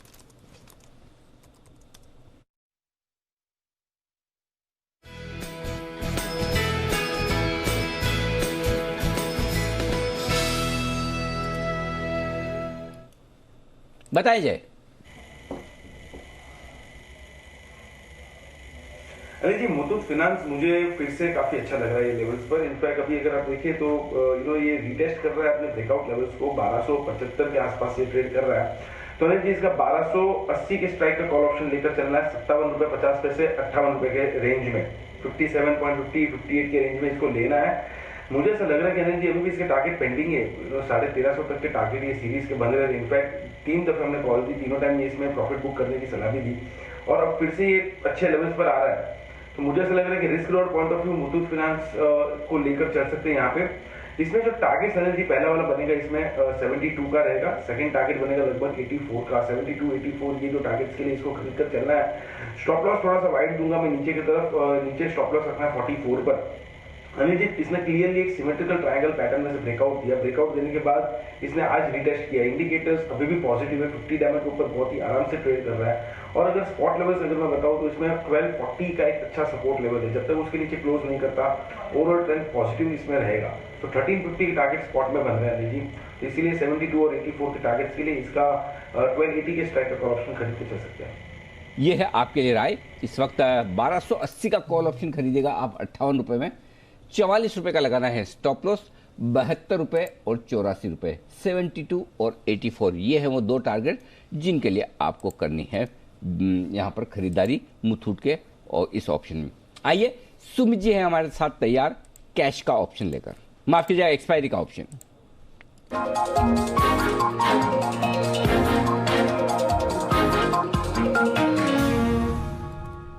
और दोनों तरफ के ट्रेंड को बहुत बखूबी पहचानने जानने वाले सुमित जी हमारे साथ है। सुमित जी से अब यही समझना पड़ेगा कि वो ऑप्शन कौन सा देंगे, पुट या कॉल। सुमित जी बताइए, सुबह आपका रिलायंस का सबसे पहले शॉर्ट कॉल 1950 सुपर हिट, मेरे ख्याल से 1920 का टारगेट तो आपका आ ही गया, और 1900 का दो टारगेट था पहले, तो उसकी बधाई और उसका अपडेट दे दीजिए आप पहले। बिल्कुल अनिल जी, गुड आफ्टरनून और बहुत बहुत शुक्रिया अनिल जी, धन्यवाद। अनिल जी, सबसे पहले तो निफ्टी का टारगेट अचीव हुआ है। कल हमने बजाज फाइनेंस सेल दिया था, उसका टारगेट अचीव हुआ है। सुबह रिलायंस सेल दिया था, उसका टारगेट अचीव हुआ है। और मेरे को ऐसा लग रहा है कि ये वॉलेटिलिटी आज और कल ऐसे ही मार्केट के अंदर देखने को मिलेगी, और यही हमको एक्सपेक्टेड था। इसी बेस पे हमने सेल के व्यू दिए थे इंडेक्स पे और स्टॉक के ऊपर। अब अनिल जी, यहाँ पर भी मेरे पास एक स्टॉक है और एक इंडेक्स है, दोनों में मेरे को लग रहा है कि ये वॉलेटिलिटी को खेलने के लिए आज और कल के लिए एक बार थोड़ा सा बेरिश साइड का व्यू लेके चलेंगे तो अच्छा होगा। तो पहले एक मैं स्टॉक की बात करता हूँ अनिल जी, जिसके अंदर मेरे को लग रहा है दबाव देखने को मिल सकता है, वो है आईटीसी। आईटीसी 206 के आसपास स्पॉट में अभी ट्रेड कर रहा है। आईटीसी में यहाँ से गिरावट बढ़ती हुई देखने को मिल सकती है। और 200 रुपए से लेके 198 रुपए तक का मूव देखने को मिल सकता है। तो आईटीसी में बिकवाली करके चलने का सलाह रहेगा। 211 का इसके अंदर स्टॉप लॉस लगाए, 200 से 198 के टारगेट होंगे। ऑप्शन के जरिए 205 वाला पुट 6 रुपए 10 पैसे 20 पैसे पे अभी ट्रेड हो रहा है, इसको लेने का सलाह रहेगा। 3.5 रुपए का नीचे में स्टॉप लॉस लगाए, ऊपर में 8 से 10 रुपए तक के टारगेट होंगे। आईटीसी का 205 का पुट यहाँ पे सीएमपी पे बाय करके चलने का सलाह रहेगा। ओके, तो ये है आईटीसी में पुट ऑप्शन खरीदने की राय सुमित जी की तरफ से। सुमित जी, एक ही ऑप्शन है या कुछ और? अनिल जी, अब इंडेक्स की बात करते हैं। हाँ। तो इंडेक्स पे आप देखिए ऊपरी लेवल से अच्छा खासा दबाव देखने को मिला है। हमें इंडेक्स के अंदर निफ्टी की 14,040 तक के लो देखने को मिले और वहां से बाउंस बैक आया है। मेरे को लगता है कि एक मूव और देखने को मिलना चाहिए जिसमें नीचे का लेवल निफ्टी दिखाना चाहिए। इसके लिए निफ्टी का 14,150 का पुट 50 रुपए पे अभी ट्रेड हो रहा है, इसको लेने का सलाह रहेगा। 25 रुपए का इसके अंदर स्टॉप लॉस लगाना है और 75 रुपए और 100 रुपए इसका टारगेट होगा। निफ्टी का 14,150 का पुट 50 रुपए पे ट्रेड हो रहा है, 25 रुपए के स्टॉप लॉस से खरीदारी करें। 75 से 100 रुपए तक के टारगेट, प्योर एक्सपायरी ट्रेड कल के लिए। 1,150 का पुट खरीदना है 50 रुपए में, 25 रुपए का स्टॉप लॉस, 75 से 100 के टारगेट। क्या बात है, वाह, बड़े कॉन्ट्रा व्यू आ रहे हैं दोनों तरफ से, मजेदार। सेम लेवल के सर, सेम लेवल पे नितिन जी ने कहा है 14,150 का पुट खरीदे और सुमित जी के बेचे, मजेदार है। नितिन जी ने 14,100 के आसपास कॉल खरीदना 14। अच्छा, वहां से 50 पॉइंट निफ्टी ऊपर भी आया है और सही लेवल पर अब सुमित जी भी कह रहे हैं। सुमित जी 50 मिनट ऊपर दे रहे हैं, ये फर्क है।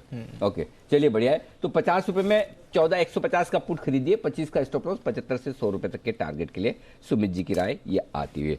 शुक्रिया सुमित जी, कल सुबह फिर आपसे होगी मुलाकात, लेंगे आपकी कुछ और बेहतरीन पिक्स भी। आइए, लेकिन इस बीच रॉयल एनफील्ड यानी कि बुलेट को होने जा रहा है फायदा। किसी का नुकसान तो किसी का फायदा, ऐसी थ्योरी लेकर आए वरुण नहीं सर। अच्छा, आशीष आपकी ये थ्योरी? जी अच्छा, मुझे लगा कि वरुण को मैंने ऐसे बोला तो बोला नहीं आशीष। चलिए, तो आशीष की थ्योरी है सर, वो दूसरे बताऊंगा। अच्छा, तो आशीष की थ्योरी, आशीष बताइए। अनिल जी, आयशर मोटर्स को फोकस रखना है, यहाँ पर कंपनी को फायदा होते हुए नजर आएगा। दरअसल जावा मोटरसाइकिल जो अगर आप देखें मिड साइज सेगमेंट की जो गाड़ी है, यहाँ पर कंपनी के जो उत्पादन है इसमें लगभग हर महीने अगर आप देखें तो ऑलमोस्ट 50% की कटौती है। जहाँ पर करीब 7,000 से 8,000 यूनिट हर महीने बनाते थे, अब केवल 3,500 से लेकर 4,000 यूनिट बना रहे हैं। और जिन्होंने ऑर्डर्स हैं, बुकिंग्स हैं, इनमें भी करीब 20 से 25% के जो ऑर्डर्स हैं इनकी कैंसिलेशन कर दिया। दरअसल इसके पीछे कारण ये है कि कुछ की ऑटो कंपोनेंट्स हैं जिसकी अवेलेबिलिटी बाजार में फिलहाल है नहीं। इसके लिए जो मोटरसाइकिल का उत्पादन है इसके ऊपर असर देखने को मिलेगा। लेकिन परेशानी इसके लिए है जावा मोटरसाइकिल के लिए, क्योंकि अभी फिलहाल अगर आप देखें तो काफ़ी महीनों से जो इस सेगमेंट की मोटरसाइकिल्स हैं यहाँ पर डिमांड बहुत ज़्यादा है। और ऐसे में जब कंपनी के पास ऑर्डर्स कैंसिलेशन हो रहे हैं, प्रोडक्शन घट रहा है, तो डिमांड और कंपनी के रेवेन्यूज़ पर भी असर देखने को मिलेगा। आपको जानकारी के लिए बता दूं कि M&M ने इनके साथ करार किया हुआ है ब्रांड लाइसेंसिंग के लिए, तो M&M ही जो है जावा मोटरसाइकिल्स बनाएंगे और इसकी जो बिक्री है वो भी M&M करते हुए नजर आएंगे। हालांकि उनका साइज के हिसाब से अगर आप देखें तो एक्सपोजर बहुत कम है, लेकिन क्योंकि आप देखिए एक डायरेक्ट कंपटीटर जो है इस सेगमेंट में केवल आयशर मोटर्स था और काफ़ी बड़ा कंपटीटर करीब 95% के आसपास का जो मार्केट शेयर है इनके पास ही है, तो कहीं ना कहीं आप ये समझ लीजिए कि जो जावा का बिक्री में नुकसान हो रहा है उससे फ़ायदा जो है रॉयल एनफील्ड को देखने को मिलेगा, यानी आयशर मोटर्स। और आप महीने दर महीने देखिए कि आंकड़े भी जो आयशर मोटर्स रॉयल एनफील्ड के रिपोर्ट कर रहा है वो भी काफ़ी एनकरेजिंग नज़र आ रहे हैं। सितंबर में अगर आप देखें तो करीब इन्होंने 60,000 यूनिट बेची थी और दिसंबर अंत में अगर आप देखें तो ऑलमोस्ट 70,000 यूनिट, यानी जावा का नुकसान, रॉयल एनफील्ड का फ़ायदा। वाह, ये बढ़िया है। तो चलिए, रॉयल एनफील्ड को फायदा होने की पूरी तैयारी। आइए इसी स्टॉक पर एक बार जल्दी से राय ले ली जाए कि क्या कुछ हो सकता है। आयशर मोटर्स, जय बताएं जरा इसके चार्ट्स और दीजिए अपनी राय।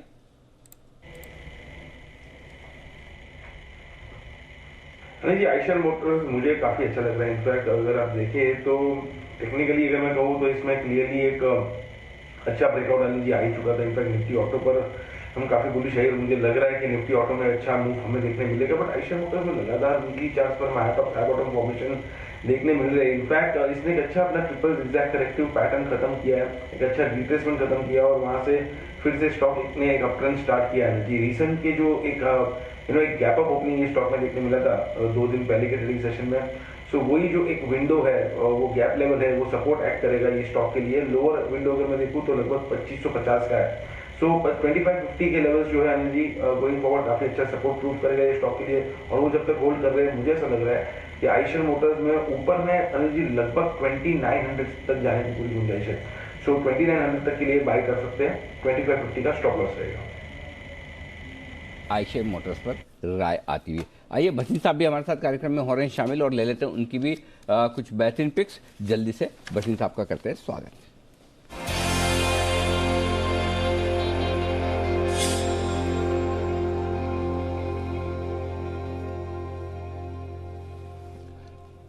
भसीन साहब स्वागत आपका। बताएं सर अपडेट्स आपकी तरफ से और फ्रेश पिक्स। तो अपडेट सर आपको मैंने बताया जो शेयर उनमें से आपको अभी रिसेंटली दिए थे सेल में इन्फोसिस और टीसीएस जी, और आपको मैं बाय बताया जो आपको एसीसी और अंबुजा दिया था। अंबुजा हिट 2 वीक हाई 261 और ये मेरी बाय कॉल थी 245 246 पे। और एसीसी जो आज 1678 है दैट्स अगेन 3 वीक हाई। अब आपको जो सुबह दिए थे I am consistent buy consumption Dabur and overweight on Britannia because of the price hike but I am negative on technology. तो अब मेरे पे जो सेल है वो दोनों टेक्नोलॉजी नेम्स है, आप बोले तो मैं दूं। जी सर प्लीज बताएं सर। टीसीएस इन्फी के बाद दो और सेल कॉल आईटी शेयर। हाँ तो विप्रो बेचिए सर 409 से 411, 418 का स्टॉप लॉस, 385 का स्टॉप लॉस, 385 का टारगेट। और दूसरा बेचिए टेक महिंद्रा 997 टू 1000, 1020 का स्टॉप लॉस और 940 का टारगेट। और टेक महिंद्रा बेचिए। ये है सारे आईटी शेयरों पर बिकवाली करने की राय भसीन साहब की तरफ से। 409 410 की रेंज में बेचिए विप्रो, 418 स्टॉप लॉस, 385 385 का टारगेट। टेक महिंद्रा 997 1000 की रेंज में आपको करनी है बिकवाली, 1020 आपका होगा स्टॉप लॉस और टारगेट होगा 940 का। बहुत बहुत शुक्रिया भसीन साहब ये दो और बेहतरीन पिक्स देने के लिए। कल सुबह आपसे फिर होगी मुलाकात, लेंगे आपकी कुछ और बेहतरीन फिक्स भी। ओके आइए अब आपके लिए बिगुल का वक्त है। वागले साहब का वंडर, कुणाल जी और राकेश जी का पिक ऑफ द डे और किरण जी का कमाल और जय का भी एक कॉल है सर। और जय का जयकोट। तो पहले एक काम करें, 3 बिगुल बजाते हैं। पहले किरण जी का कमाल, फिर वागले साहब का वंडर, फिर कुणाल जी राकेश जी। जरा पहले एक बार ये काम तो करें फिर आगे बढ़ें।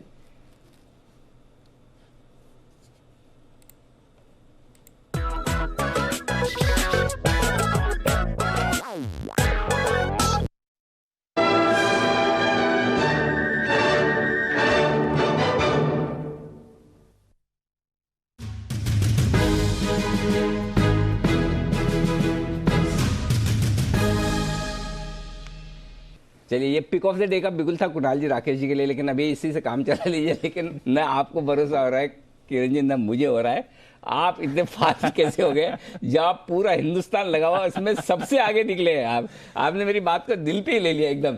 तो इस फोटो फिनिश में पूरी तरह से किरण जी नंबर 1 पर है। किरण जी बताइए कौन सा है स्टॉक? चलो गॉड इज काइंड ऐसे कहते हैं, ये ऐसा हो गया। तो इस बार तो मैं नंबर बाजी मार गया सेकंड टाइम। एक मिनट तो किरण जी भगवान तो आपके ऊपर दयालु है ही, लेकिन थोड़ा बहुत रोल तो मेरा भी है। मैं भी चाहता तो मैं ना किसी और को भी दे सकता था। थोड़ा मतलब थोड़ा सा मेरे लिए भी बोल दीजिए आप। बिल्कुल बिल्कुल अनिल जी, पर आप पार्शियलिटी नहीं करते ये गारंटी है हमें। बिल्कुल बताए सर। अनिल जी बहुत ही स्ट्रांग ब्रेकआउट है और बहुत ही स्ट्रांग है। और जब सारे एनालिस्ट एक बार ब्रेकआउट देख रहे हैं तो मेरा मानना है कि ये बहुत बड़ा टारगेट दिलाता नजर आएगा। सीमेंट स्टॉक्स पे बहुत अच्छी खरीदारी देखने को मिल रही है और अल्ट्राटेक सीमेंट ये काउंटर रहेगा जो कि बाय करके चलना चाहिए। जिस तरीके से ये ब्रेकआउट 5 दिन पहले हुआ, उसके बाद 4 दिन का कंसोलिडेशन और वापस आज एक बार मूव दिलाता नजर आ रहा है। मेरा मानना है कि 5600 का मेरा पहला टारगेट रहेगा, जिसके लिए दो दिन का वक्त लेना चाहिए।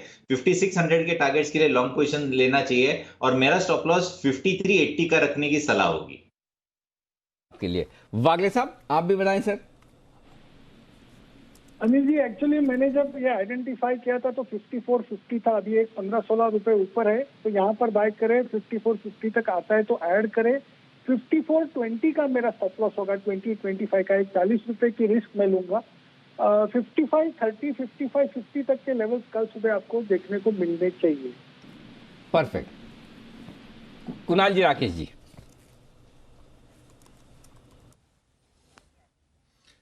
अनिल जी, नया 52 वीक हाई लगा रहा है जहां निफ्टी करेक्शन दिखा रहा है, तो एक ब्रेकआउट है, सब कुछ बता दिया है किरण जी और वागले जी ने। ओवर टू कुणाल जी। अनिल जी, जबरदस्त चार्ट स्ट्रक्चर है, आउट परफॉर्मिंग स्टॉक है, बाय करके चलें। स्टॉप लॉस हमारा 5400 पर है, 5400 पर। टारगेट हमारा एक ही है और टारगेट है 5600 का, 5600 का। तो 5400 का स्टॉप लॉस, 5600 का लक्ष्य। ओके, तो ये तीनों ही आपके एक्सपर्ट्स हैं बुलिश। अल्ट्राटेक सीमेंट में कुछ बड़े चार्ट पर बड़े ब्रेकआउट आते हुए दिख रहे हैं। अच्छा, ये तो बहुत दिनों से बोला ही नहीं बंसल जी ने, बड़े चार्ट पर बड़ा ब्रेकआउट। ओके बंसल जी, आजकल वो बड़े चार्ट देखना बंद कर दिया आपने?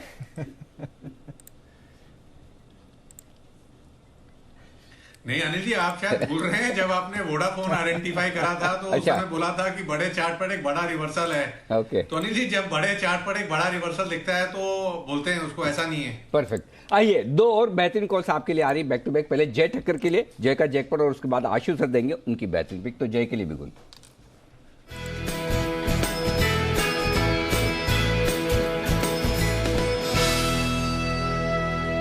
बताएं जय। नहीं जी, दोनों आईजीएल एनजीएल दोनों में अच्छा मोमेंटम है, बट मुझे अच्छा लग रहा है आईजीएल जो 52 वीक हाई लगा रहा है, in fact life time high energy IGL में, तो इसका 540 का कॉल ऑप्शन खरीद के चलना चाहिए। 23.50 पे 23.50 पे इसका 540 का कॉल ऑप्शन खरीद कर चल सकते हैं। यहाँ पे स्टॉप लॉस एनर्जी प्लेस करना है नीचे में 18 रुपए का। ऊपर में जो फर्स्ट टारगेट एनर्जी बनकर आ रहे हैं वो है 31.50 के। दूसरे टारगेट जो बनकर आ रहे हैं वो है 34 के। दूसरा टारगेट एनर्जी थोड़ा छोटा सा है, बिकॉज ये लाइफ टाइम हाई पे जो हिसाब से ट्रेड कर रहा है और ऊपर स्विंग चैनल में ट्रेड कर रहा है, तो मुझे ऐसा लग रहा है कि इमीडिएटली 3150 लेवल्स तो देखने मिल सकते हैं, बिकॉज आईजीएल के टारगेट यहाँ पर जो बनकर आ रहे हैं that would be somewhere around 565 565 तक के लेवल्स इमीडिएटली नजर आ सकते हैं। अपर एंड ऑफ द चैनल तक ये स्टॉक जा सकता है, और नीचे में जो सपोर्ट बनकर आ रहा है वो है 525 पर। तो अनिल जी, लगभग 25 से 30 रुपए तक की हमें अपसाइड देखने मिल सकती है। 15 रुपए का एक डाउन साइड है, तो 1:2 का एक अच्छा रिस्क और सपोर्ट पे भी बन रहा है। लाइफ टाइम हाई पे ट्रेड कर रहा है, मोमेंटम पॉजिटिव क्रॉसओवर दे चुका है। क्लियरली एक मोमेंटम प्ले बनता है यहाँ पर। ओके, तो ये है आपके लिए राय इस वक्त आईजीएल पर आती हुई। आइए बढ़ते आगे, और आशु सर के लिए बिगुल, स्विंग के सुल्तान आशु मदान।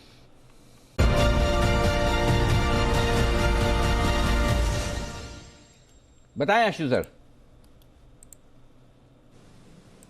अनिल जी, इसी लीग में एक जो स्टॉक बहुत ज्यादा स्ट्रेंथ दिखा रहा है, और पिछले दिनों में भी और आज के पैटर्न में भी जो बहुत ज्यादा स्ट्रेंथ दिखा रहा है वो है ग्रासिम। तो अनिल जी, 981-82 अभी 975 था, इसी भाव पे ग्रासिम को लेना है। 960 का स्टॉप लॉस, और मुझे इसमें बड़ा टारगेट लगता है। इसमें 50 से 100 रुपए की चाल भी ग्रासिम में दिख सकती है और मिल सकती है, तो ग्रासिम को जरूर बाय करना चाहिए अनिल जी किसी भी भाव पे, और 20 रुपए का स्टॉप लॉस है यहाँ से। ओके, तो ग्रासिम को बड़े टारगेट्स के लिए यहाँ से और 100 रुपए की तेजी दिखा सकता है, यानी कि 10% का उछाल इन लेवल से भी आप ग्रासिम पर एक्सपेक्ट कर सकते हैं। ये है आशु जी की तरफ से ग्रासिम पर राय। पर एक स्टॉक जिसकी आज काफ़ी वॉलेटाइल चाल रही है, उस पर भी एक बार नज़र डालते हैं। और जय, जरा इन्फो एज के चार्ट्स देखकर बताइए कि क्या चल रहा है, क्योंकि पिछले 3-4 दिनों से ज़बरदस्त तेज़ी बनी है। आज सुबह भी काफ़ी एक्टिव था ये काउंटर, और उसके बाद काफ़ी तेज़ी से गिरावट आई है, और इस समय वायदा कारोबार का टॉप लूजर है इन्फो एज। वैसे तो पिछले दिनों की कुछ तेज़ी अच्छी है, पर आज की जो गिरावट है वहाँ से क्या ट्रेंड बनता है जय? दीपांश, ओवरऑल ट्रेंड तो इसका पॉजिटिव ही रहा है। इनफैक्ट अगर आप वीकली चार्ट पर देखेंगे तो कोई ज्यादा बड़ा बदलाव है नहीं, पर डेली चार्ट पर एक इंटरेस्टिंग चीज आपको मैं ये बताना चाहूंगा कि कल जो एक टॉप गेनर रहा है ये, और जो हिसाब से वॉल्यूम के साथ इसमें क्लियरली एक अपवर्ड मोमेंटम लॉन्ग पोजीशन बनते हुए नजर आई, उससे ही ज्यादा वॉल्यूम्स में, इनफैक्ट 1.5 गुना ज्यादा वॉल्यूम्स में कहूंगा लगभग इसमें देखने मिल रहे हैं। तो डबल वॉल्यूम्स के साथ आज इसमें हाई लेवल से प्रॉफिट बुकिंग देखने मिल रही है। तो मुझे ऐसा लग रहा है कि यहाँ पे अगर किसी की भी लॉन्ग पोजीशन हो और अगर वो प्रॉफिट में हो तो प्रॉफिट बुक कर लीजिए। नई पोजीशन ये वॉल्यूम के साथ जो हिसाब से हाई लेवल से रिवर्सल आया है, मुझे नहीं लगता कि यहाँ पे फ्रेश लॉन्ग बनाना चाहिए। सो लोअर लेवल की किसी की खरीदी हो तो वो यहाँ पे प्रॉफिट बुक कर ले। शॉर्ट करने की अभी कोई सलाह नहीं रहेगी मेरी यहाँ पे, बिकॉज जब तक कल का जो मोमेंटम बना था वो स्विंग्स टूटते नहीं है दीपांशु, तब तक कोई मेजर रिवर्सल नहीं देखने मिल सकता। तो ये हो सकता है यहाँ से स्टॉक थोड़ा साइडवेज चले जाए। सो नेक्स्ट पार्ट यही रहेगा कि प्रॉफिट बुक कीजिए, और नेक्स्ट ट्रिगर जब आए स्टॉक में तब फिर से रीइनिशिएट करें। ये है आपके लिए राय इस वक्त आती हुई। आइए इस बीच एक स्टॉक जो बढ़िया एक्शन में है आज सुबह से, वो है कर्नाटक बैंक। आपके बजट में सस्ता शेयर जो हमने बताया था वो आज इस कमज़ोर बाजार में भी, अब तो कमज़ोर नहीं रहा बाजार, खैर मजबूत भी हो गया, रिकवरी करके 63 रुपये के आसपास 4% के आसपास की मजबूती के साथ ये स्टॉक भी ट्रेड करता हुआ दिख रहा है। तो अच्छे एक्शन में ये स्टॉक भी है। अब से लेकर बजट तक और पूरे साल भर के लिए आपको चाहिए अगर एक बेहतरीन पिक तो हर रोज सुबह 9 बजे आपके बजट में सस्ता शेयर। अच्छा, बजट से याद आया, हाँ एक मिनट हमारे सारे एक्सपर्ट्स को जरा लाइए स्क्रीन पर। 2 हफ्ते हो गए ना मस्ती की पाठशाला करते हुए, हमने न्यू ईयर के हिसाब से मस्ती की पाठशाला की थी। अरे वापस करनी है तीसरे हफ्ते या ब्रेक दे दिया जाए, क्या है विचार आपका, जरा बताएं। जी कुणाल जी। जी बिल्कुल करनी चाहिए कुणाल जी बोलिए। देखिए इतना अच्छा, अनिल जी बिल्कुल करनी चाहिए। अनिल जी देखिए इतना अच्छा वीकेंड बीतता है, अगर फ्राइडे को मस्ती की पाठशाला होती है तो वीकेंड अनिल जी बहुत बढ़िया बीतता है। तो मेरी राय में तो अनिल जी बिल्कुल करनी चाहिए। और आपको अगर इस पर कोई और राय चाहिए हो तो एक ट्विटर पोल करवा लीजिए। ओ, ट्विटर पोल में तो मुझे पता है राय यही आएगी कि करनी चाहिए। तो चलिए मैं अगर ट्विटर पोल की राय मान लूँ और हमारे सारे एक्सपर्ट्स की राय भी मान लूँ तो चलिए बजट पे ही कुछ किया जाए। और जो मैंने सोचा है फिर इसके ऊपर वो आपको बता दूँ। बजट आ रहा है, बजट का फ्लेवर होना चाहिए थोड़ा मस्ती की पाठशाला में, राइट। तो चलिए इस बार का सवाल मैं आपके सामने रख देता हूं और उस सवाल की कर लीजिए आप तैयारी। सवाल ये है, आपका अपना पर्सनल बजट, ये देश के बजट की बात नहीं करिएगा, अपना पर्सनल बजट किस चीज से बिगड़ता है इस साल का आपको जवाब देना है और ईमानदारी से देना है कि आपका बजट क्या ऐसी वो चीज है, क्या ऐसी वो आदत है, कौन ऐसा वो आदमी है जो आपका बजट बिगाड़ता है अब बोलो। अब मेरा सवाल वापस वही पहले वाला, क्या आप लोग चाहते हैं मस्ती की पाठशाला की जाए इस शुक्रवार को ये टॉपिक सुनने के बाद विचार तो नहीं बदला कुणाल जी? नहीं अनिल जी बहुत बढ़िया टॉपिक है। अनिल जी देखिए काफी बढ़िया टॉपिक है, तो मन में विचार चल रहे हैं अनिल जी। हाँ। तो बिल्कुल करना चाहिए अनिल जी। सच्चे सच्चे वाले ही विचार बाहर रखना एकदम, मतलब आर्टिफिशियल मत ले आना। तो चलिए आपका बजट किस वजह से बिगड़ता है ये बताएंगे हमारे सारे एक्सपर्ट। इस शुक्रवार को दोपहर 3:30 बजे होगी फिर से मस्ती की पाठशाला, बजट स्पेशल आपके लिए। तो बजट मिस मत करिएगा, चाहे वो सीरियस हो वित्त मंत्री जी का जो आप 1 फरवरी को आप और हम साथ देखेंगे, और चाहे थोड़ा मस्ती मजाक वाला फन एलिमेंट वाला हो जो मस्ती की पाठशाला में दोपहर 3:30 बजे शुक्रवार को। बिल्कुल, तो इंतजार रहेगा मस्ती की पाठशाला का, पर इंतजार है बस कुछ और मिनटों का। क्लोजिंग की तरफ मूव कर रहे हैं, काफ़ी ज़्यादा एक्शन इस समय है बाजारों में। नज़र रखते हैं थोड़े और स्टॉक्स पर जहां पर तेज़ी आ रही है और साथ ही कुछ और स्टॉक्स जो अच्छा परफॉर्म कर रहे हैं। अनलॉक से रिलेटेड थीम भारत में अभी भी अच्छी तरह से होल्ड आउट कर रही है और पीवीआर आइनॉक्स जबरदस्त एक्शन इन स्टॉक्स में आते दिखाए। क्या है कुछ नए ट्रिगर्स जिसकी वजह से इतना चमक रहे हैं ये शेयर्स, जानते हैं वरुण के साथ। वरुण बताएं। डेफिनेटली दीप, नए ट्रिगर तो यही है कि कोरोना की वैक्सीन मिल गई है तो वैक्सीन लगाओ, पिक्चर देखने जाओ, यही हो रहा है तो बेसिकली आपने देखा कि तमिलनाडु में भी कुछ दिनों पहले खबर आई कि इनकी जो कैपेसिटी है उसको 50% से बढ़ा के 100% कर दिया, यानी कि आप पूरी तरह से आप पिक्चर दिखा सकते हैं पूरा थिएटर फुल करके। ये तमिलनाडु में किया गया है। डेफिनेटली ये एक प्रेसिडेंट बनेगा और बाकी देश के अगर देश के बाकी कोने देखें तो वहाँ पे अभी भी जो क्षमता है वो 50% पे रखी गई है। जैसे जैसे वैक्सीन मिलेगी ये जो क्षमता है फिर से खोली जाएगी और 100% होने की संभावनाएं पूरी की पूरी बनती है। इसके चलते आप देख रहे हैं कि पिछले कुछ दिनों में पीवीआर और आइनॉक्स में अच्छा खासा उछाल देखने मिला। तमिलनाडु की खबर आने के बाद पीवीआर में करीब 8% और आइनॉक्स में करीब 15% के आसपास का उछाल देखने मिला। इसके अलावा ट्रिगर ये भी है कि महाराष्ट्र में आपको याद होगा जो नाइट कर्फ्यू लगा था 11 बजे से सुबह तक का, वो अब खुल गया है। उसके ऊपर कोई अपडेट सरकार ने दिया नहीं है, सिर्फ 5 तारीख तक का कर्फ्यू था, यानी कि वो कर्फ्यू अब निकल गया है। तो इसका इम्पैक्ट भी कहीं ना कहीं पीवीआर और आइनॉक्स पे होगा, क्योंकि महाराष्ट्र जो है इन कंपनियों के कुल रेवेन्यूज में करीब 25 से 30% के आसपास का कंट्रीब्यूशन करता था। ये हमने आपको पहले भी बताया था। काफ़ी सारी पिक्चरें जो है वो आई हैं पिछले कुछ हफ्तों में जिनको काफ़ी बेहतरीन रिस्पांस मिला है। हाल ही में करीब 2 हॉलीवुड मूवीज़ जो है वो रिलीज़ हुई है जिनको अच्छा रिस्पांस मिला है। जल्द ही दक्षिण भारत में 4 फिल्में जो है वो भी रिलीज़ होने वाली है और उसमें एक फिल्म का मैं नाम सुन रहा था, मास्टर नाम की एक फिल्म है जो रिलीज़ होने वाली है और इसमें साउथ के सुपरस्टार विजय जो है वो इसमें है। तो कहीं ना कहीं शायद उससे काफ़ी बढ़िया रेवेन्यू का अनुमान लगाया जा रहा है।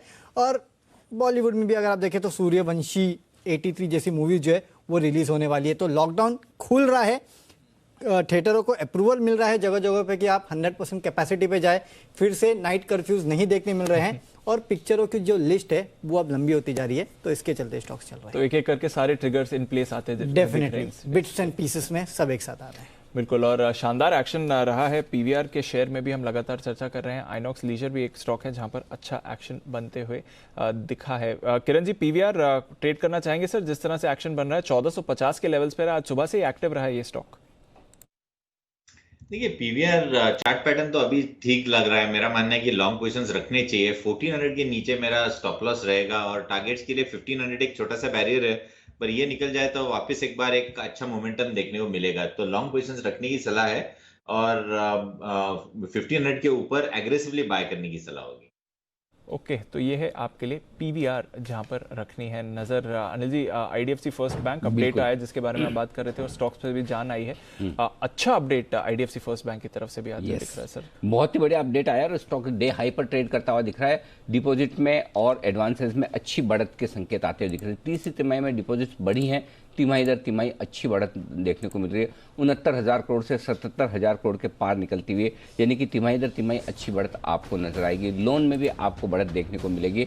यहाँ पर 1,07,000 करोड़ से बढ़कर लोन 1,10,000 करोड़ के, और यही पसंद आता हुआ दिख रहा है। पिछले हफ्ते इस हफ्ते लगातार आईडीएफसी फर्स्ट बैंक हम हर लेवल पर 37.5, 39, 41 तक के टारगेट भी आगा चुके हैं। करीब आ चुका है तीसरा टारगेट 41 रुपए के आसपास का, 41 के आसपास, दूसरा या तीसरा जो भी हो, 41, उसके बाद 44-45 तक के आगे के टारगेट हैं। तो ये होते हुए दिख रहे हैं। सुमित जी ने कई बार रिकमेंड किया, हम बसीन साहब भी लगातार रिकमेंड करते हुए दिखे हैं। आईडीएफसी फर्स्ट बैंक मजबूती के साथ आगे बढ़ता हुआ दिख रहा है ये स्टॉक, और अच्छा अपडेट यहाँ पर बिजनेस को लेकर आता हुआ दिख रहा है। इसी के दम पर आप देख रहे हैं स्टॉक में पिछले कुछ मिनटों में बेहतरीन रिकवरी आती हुई दिखी है दीप। तो ये अच्छा स्टॉक एक्शन में आता हुआ दिख रहा है। आइए इसी पर एक बार चार्ट पर राय ले ली जाए। किरण जी, जरा आईडीएफसी फर्स्ट बैंक के चार्ट देखिए, बताइए क्या करना चाहिए। चार्ट पैटर्न स्ट्रांग है अनिल जी, और मेरा मानना है कि ये 40 का जो बैरियर है इसके ऊपर हम ट्रेड करते नजर आ रहे हैं। ऑप्शन बैरियर था 1.6 करोड़ शेयर का बैरियर था और इसके ऊपर, तो इधर से काफी शॉर्ट पोजीशंस, तो अभी भी लॉन्ग पोजीशंस फ्रेश क्रिएट कर सकते हैं। मेरा स्टॉप लॉस 39.30 का रहेगा और टारगेट्स के लिए मैं मानता हूं कि एक हफ्ते का वक्त देना चाहिए और उसके पहले भी आ सकता है, पर मेरा मानना है कि 45 के आसपास के टारगेट्स आपको देखने को मिल जाने चाहिए। तो इधर से परसेंटेज वाइज काफी बड़ी अपसाइड है। बिल्कुल, तो अनिल जी आपके फाइनल टारगेट के लिए भी तैयार हो रहा है IDFC first bank, Kiran ji जैसा कह रहे हैं, और अब 45 के लेवल्स पर जा सकता है। एक और स्टॉक, हालांकि इसके टारगेट्स तो लंबे समय से आ ही चुके हैं सर। आपका दिवाली के दिन टाटा मोटर्स ट्रेडिंग पिक जो दिया था वहां पर भी अच्छा एक्शन है, अब 200 की तरफ जा रहा है और यहाँ पर भी अपडेट आए हैं सर। इनमें यूके की जो बिक्री रही है वो काफी मजबूत आती हुई दिख रही है। टाटा मोटर्स की यूके लैंड रोवर बिक्री 6% बढ़ी है, वो भी ऐसे समय में जब हम देख रहे हैं कि थोड़ा कोरोना की चिंता है और लॉकडाउन लगे हुए हैं। जैगुआर की बिक्री यहाँ पर भी आपने अच्छा उछाल देखा है, लगभग 36-37% का। टाटा मोटर्स, बंसल जी अब 200 की तरफ नजर लगा रहा है स्टॉक, किस तरह की चाल देखते हैं?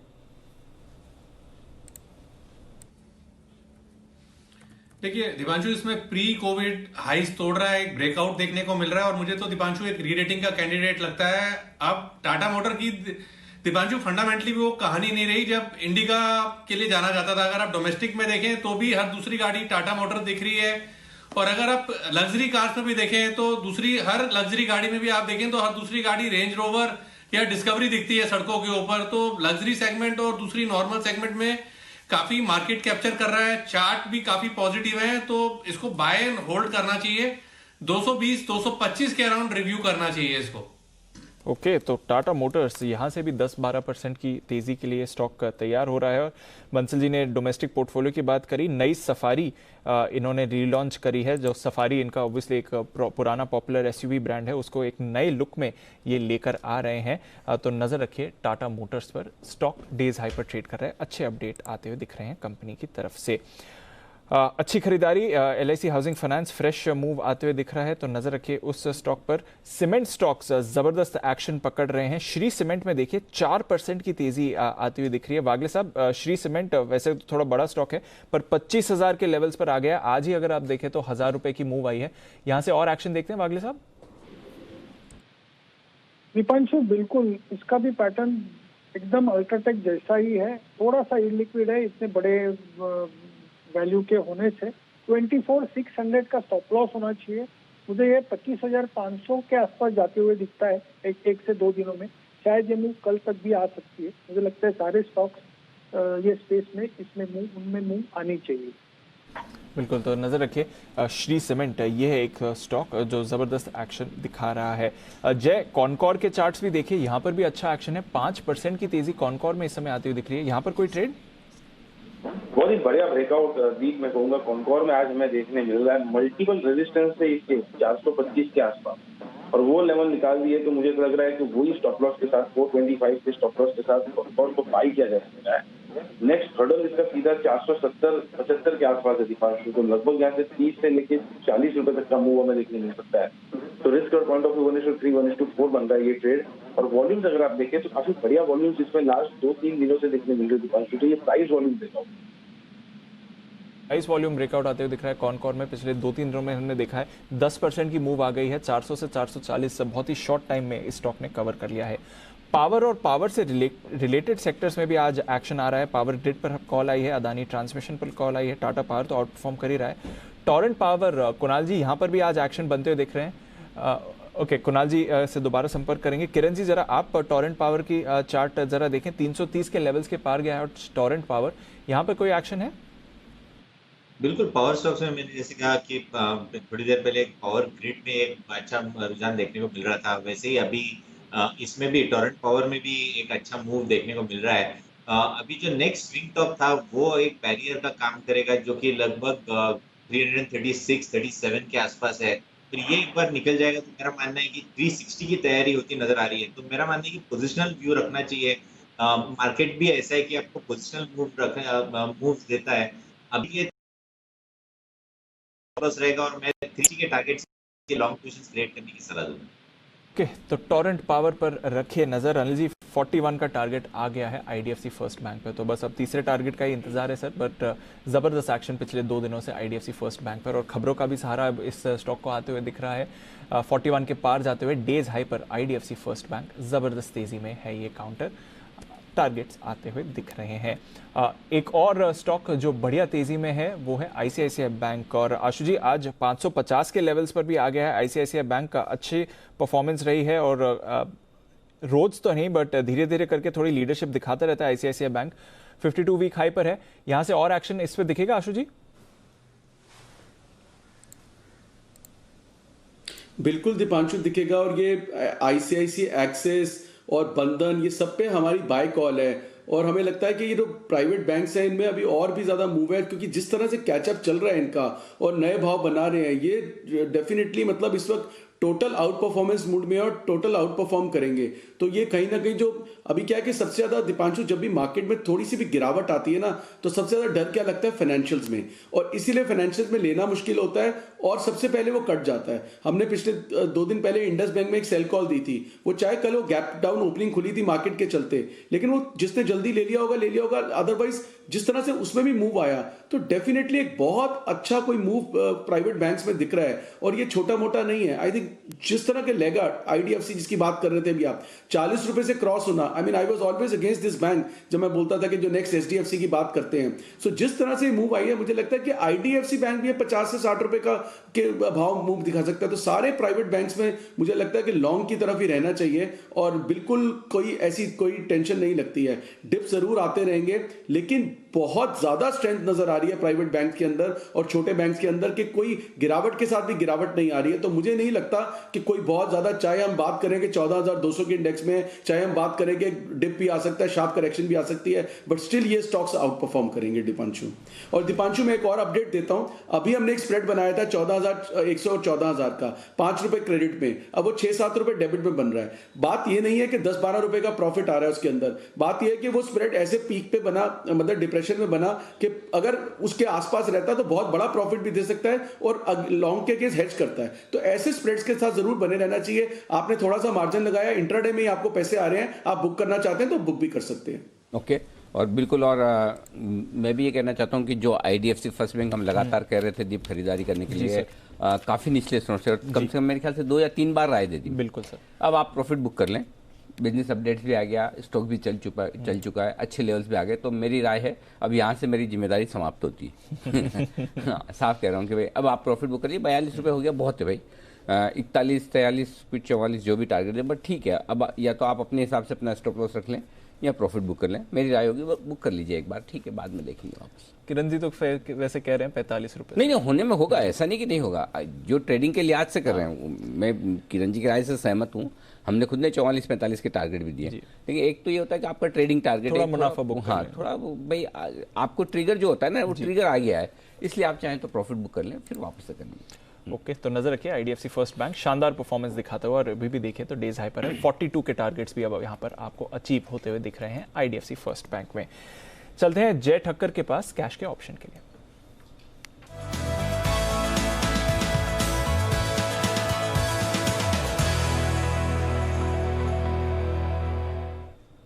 बताएं जय।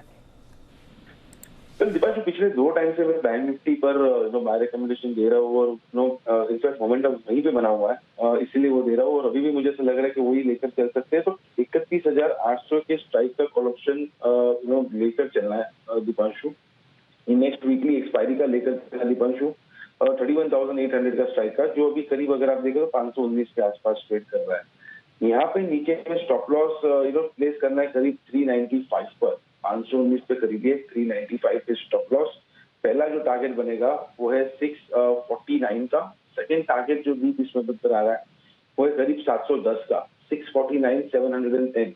ये 2 टारगेट्स के लिए बैंक निफ्टी का 31,800 के स्ट्राइक का कॉल ऑप्शन लेकर चलना है, जो करीब at the money call option माना जा सकता है। 14 जैन की सीरीज के अंदर मॉर्निंग में भी वही 14 जैन की एक्सपायरी के अंदर मॉर्निंग में भी वही दिया था, वहां पे हमने प्रॉफिट बुक करने की सलाह दे दी एंड फिर से मैं दे रहा हूँ यही 31,800 कॉल ऑप्शन। पर अभी भी मोमेंटम पॉजिटिव है बैंक निफ्टी पर और ये एक निफ्टी में भी एक अच्छा रिवर्सल देखने मिला। इनफैक्ट सीमेंट सेक्टर हम देख रहे और बैंकिंग स्पेस देख रहे तो काफी ऐसे सेक्टर्स है जिसमें भी अभी मोमेंटम पॉजिटिव है। तो ये मानना चाहिए कि आज जो इंट्राडे में हमें एक करेक्शन देखने मिला वो एक शॉर्ट टर्म करेक्शन था intraday basis, which will be taken as a buying opportunity। एक reversal as of now clear cut आया नहीं है। ओके, तो 31,800 का कॉल ऑप्शन खरीदिए बैंक निफ्टी अगले हफ्ते की एक्सपायरी का, ये जय आपको कह रहे हैं। जय के पास वापस चलते हैं उनके जैकपॉट कॉल के लिए।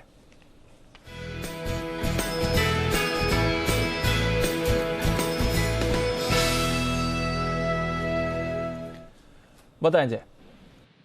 बिल्कुल दीपांशु, सीमेंट स्पेस काफी अच्छा लग रहा है। इनफैक्ट किरण जी ने तो ये दिया ही है अल्ट्राडे सीमेंट। इनफैक्ट हमने ऑलरेडी रेकमेंड किया हुआ था पहले श्री सीमेंट। अब मुझे लग रहा है कि अंबुजा सीमेंट खरीद कर चल सकते हैं 260 का कॉल ऑप्शन, जो करीब अगर आप देखेंगे तो 11 रुपए के आसपास दीप ये ट्रेड कर रहा है। इसको खरीद कर चलना चाहिए। यहाँ पे स्टॉप लॉस बहुत छोटा सा बनता है, अगर आप देखें तो 8 रुपए का स्टॉप लॉस बनता है, तो 3 पॉइंट नीचे।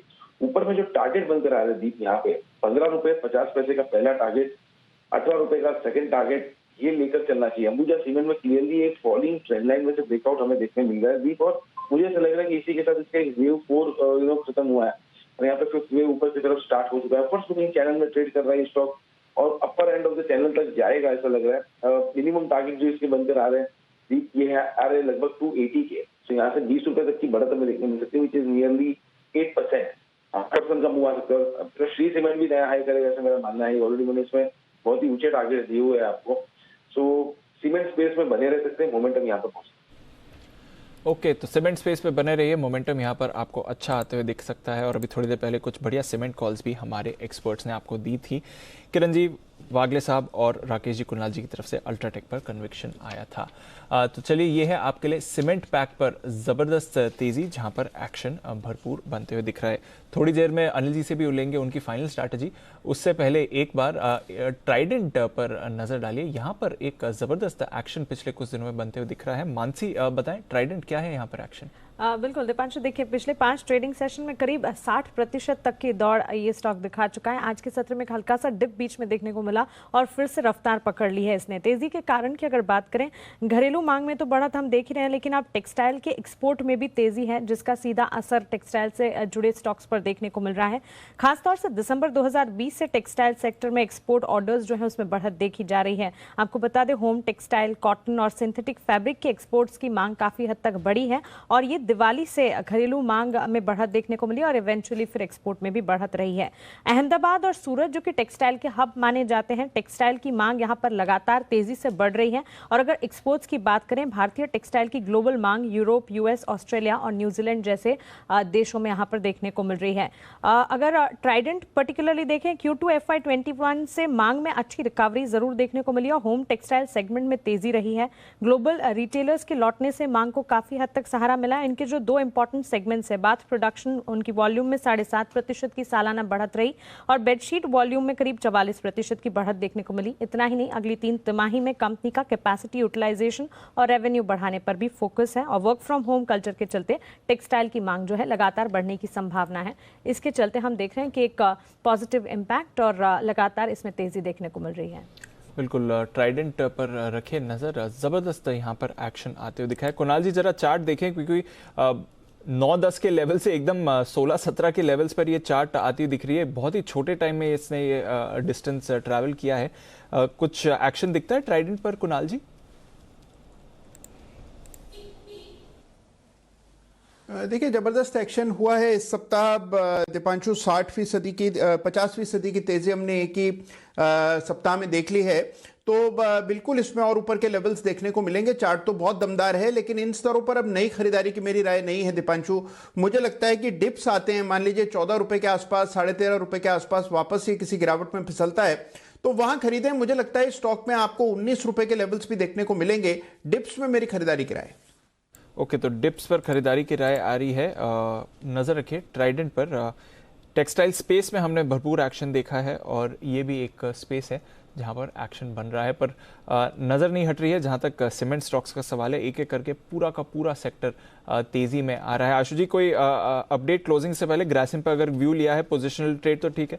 ओके, आशु जी से फिर से संपर्क करने की कोशिश करेंगे, बट नजर रखिए सीमेंट स्पेस पर बढ़िया एक्शन आते हुए दिख रहा है। Grasim, Ambuja, ACC, Shri cement, even Ramco cement, जहां पर एक उछाल आया है। किरण जी, एक क्विक कॉल दे जरा रैमको सीमेंट पर, यहां पर कोई ट्रेड है सर?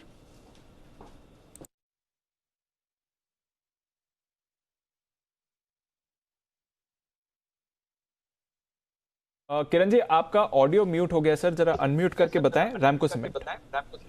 एक्सट्रीमली सॉरी दीप। देखिए, रैमको में अभी भी कोई ऐसे मोमेंटम देखने को नहीं मिल रहा है।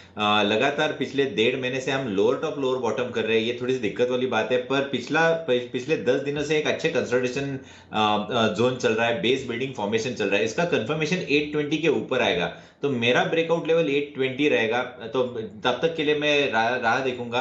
820 के ऊपर मैं बाय करने की सलाह दूंगा, फिर टारगेट्स 850 860 के देखने को मिल सकते हैं। अभी के लिए नो ट्रेड। ओके, अभी के लिए नो ट्रेड है, पर नजर रखिए रैमको सीमेंट, ये है आपके लिए स्टॉक इन एक्शन। जैसे बाकी सीमेंट स्टॉक्स पर तेजी बन रही है। आखिरी 5 मिनट बाकी हैं क्लोजिंग के लिए, जल्दी से ले लेते हैं अनिल जी की फाइनल स्ट्रैटेजी। सर, भरपूर एक्शन है डाउ फ्यूचर्स में। यहां पर आप नजर नहीं हटाइए, जितना वॉलेटाइल बैंक निफ्टी उससे ज्यादा वॉलेटाइल इस समय डाउ फ्यूचर्स है। अब 50 पॉइंट्स ऊपर है सर। बढ़िया है, चलिए अच्छा है। तो मजबूती होती हुई दिख रही है डाउ फ्यूचर्स में और बढ़िया एक्शन यहाँ पर आपको नजर आएगा।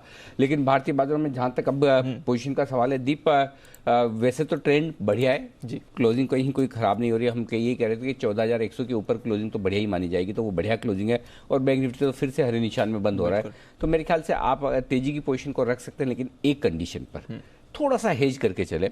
चाहे तो जैसे 32,000 का एक कॉल ऑप्शन बेच दें, ओके, या निफ्टी में आप 31,500 का पुट ऑप्शन रख लीजिए, ताकि आपका हेजिंग हो जाए जी। ओपन पोजीशन रखने के बजाय हेजिंग थोड़ी सी रख लेना ठीक है, क्योंकि डाउ फ्यूचर्स जिस तरह से ऊपर नीचे हो रहे हैं ना, अभी कोई कॉन्फिडेंस नहीं कर सकता कि कितना ऊपर या नीचे बंद होगा। तो आप हेजिंग थोड़ी सी रख लीजिए, 250 पॉइंट ऊपर 250 पॉइंट नीचे की जैसे भी आपको हेजिंग रखनी है। पुट खरीद कर रखनी है तो वो कर लीजिए, कॉल बेच कर रखनी है तो वो कर लीजिए।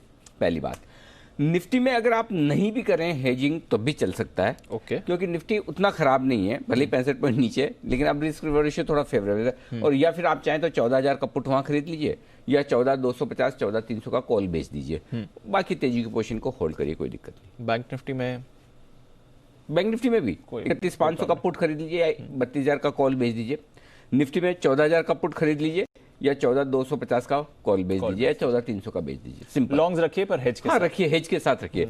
या फिर आपको अगर आपकी बहुत ज्यादा काउंटर्स में पोजीशन है या किसी में बहुत जरूरत से ज्यादा कॉन्सेंट्रेटेड पोजीशन है तो थोड़ी सी कम कर लीजिए, रखिए तेजी के। शॉर्ट करने के अभी तक संकेत और लक्षण आए नहीं। बिल्कुल सर, तो शॉर्ट नहीं करना है पर लॉन्ग्स के लिए डेफिनेटली हेज के साथ पोजीशन होल्ड करें। थोड़ा उतार चढ़ाव वाला सेशन होने वाला है यूएस में, इस तरह के आधार आ रहे हैं। हालांकि नैस्डैक फ्यूचर्स में भी कहना पड़ेगा अच्छी रिकवरी हुई है, 2-2.25% नीचे था नैस्डैक फ्यूचर्स, अब 1.5% ही नीचे है, तो थोड़ी वहां पर रिकवरी हुई है। डाउ फ्यूचर्स पॉजिटिव है, बट एक वॉलेटाइल सेशन रह सकता है आज अमेरिकी बाजारों के लिए, तो ये जानना जरूरी है और उसी हिसाब से आप अपनी पोजीशन कैरी फॉरवर्ड करें। भरपूर स्टॉक्स आज एक्शन में रहे हैं, तो जल्दी से एक रिकैप ले लेते हैं आज के पूरे ट्रेडिंग सेशन का। शुरुआती सत्र में हमने देखा नए रिकॉर्ड्स एक बार फिर से भारतीय बाजारों के लिए आते हुए दिखे, ज्यादातर एक्शन पॉजिटिव ही था, पर फिर 1-1.5 घंटे पहले जो बिकवाली आई क्योंकि अमेरिका के चुनाव से रिलेटेड जो इश्यूज हैं उसकी वजह से आपने थोड़ा उतार चढ़ाव जरूर देखा है। End of the day power stocks, cement stocks और चुनिंदा metal stocks, oil and gas, ये हैं आपके लिए कुछ बिग विनर्स और साथ ही कुछ दिग्गज बैंक्स जहां से बाजार को सहारा मिला है। पावर ग्रिड आपका टॉप गेनर है निफ्टी का 4.5% की तेजी के साथ। हिंडाल्को जबरदस्त उछाल यहां पर 3.5%। गेल ये रुकने का नाम नहीं ले रहा है, 3-3.5% की तेजी इसमें आज फिर से। ओएनजीसी जबरदस्त उछाल यहां पर भी आते हुए दिखा।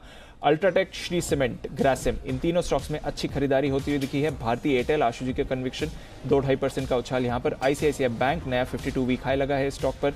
Divi's laboratories, Tata motors, HDFC life, Tata steel और एलएनटी कुछ और स्टॉक्स हैं जो एक्शन में रहे। आईटीसी और रिलायंस, इन दो दिग्गज स्टॉक्स में प्रेशर बना है और 3% नीचे आईटीसी और 2.5% नीचे रिलायंस। तो यहीं से आपको बल्क ऑफ द प्रेशर जो आज निफ्टी में आया है इन दो नाम से आया है। इसमें फिर आप जोड़िए एचयूएल जहां पर 1.5% की गिरावट थी और टीसीएस, इन 4 स्टॉक से बढ़िया से ज्यादा प्रेशर बना है। एचडीएफसी और एचडीएफसी बैंक में भी 0.5% की गिरावट आती हुई दिखी है, तो इसलिए आपने देखा है कि निफ्टी पर लगभग 60-70 पॉइंट की गिरावट के साथ ही क्लोजिंग आती हुई दिख रही है। वायदा कारोबार के कंट्रीब्यूटर्स की बात करें तो वहां पर हमने देखा IDFC first bank, Anil ji के टारगेट्स आते हुए देखे, 42.5 के लेवल्स पर क्लोज होते हुए दिख रहा है। जबरदस्त एक्शन यहां पर, जो उनका Q3 ऑपरेशनल अपडेट है वो काफी मजबूत रहा। श्रीराम ट्रांसपोर्ट फाइनेंस 6.5% की तेजी। वेदांता यहां पर आपने 52 वीक हाई आते हुए देखा है, 5.5% ऊपर, माफ कीजिएगा। RBL bank, IGL, container corporation, Godrej properties, United Breweries, Voltas, Bata और एमजीएल, ये सारे स्टॉक्स हैं एक्शन में। एलआईसी हाउसिंग फाइनेंस 400 के पार जाते हुए दिखा। इन्फो एज ऊपरी स्तरों से काफी तेज मुनाफा वसूली हुई। लुपिन कंपनी स्पेसिफिक इश्यूज की वजह से 3.5% की गिरावट।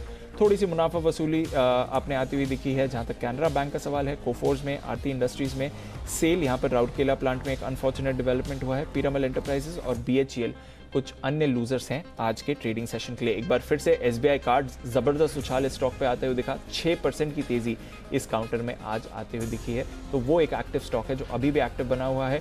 डीमार्ट यहाँ पर दोनों तरफ के ट्रेड्स होते हुए दिखे हैं, इस काउंटर पर भी आप नजर रखिए, पर भरपूर एक्शन वहां पर भी रहा है। तो अनिल जी, इवेंटफुल डे रहा है, एकदम सपाट क्लोजिंग बैंक निफ्टी पे दिख रही है, लगभग 0.5% की गिरावट के साथ निफ्टी क्लोज आउट होते हुए दिख रहा है। तो आज रिकॉर्ड हाइस पर क्लोजिंग नहीं हो रही है, डेज हाई पर क्लोजिंग नहीं हो रही है, बट निचले स्तरों से रिकवरी भी हुई है। बिल्कुल, आप जैसे देखना चाहें वैसे देख सकते हैं, ऊपरी स्तरों से प्रॉफिट बुकिंग और निचले स्तरों से रिकवरी, लेकिन बढ़िया क्लोजिंग, इसमें कोई डाउट नहीं है।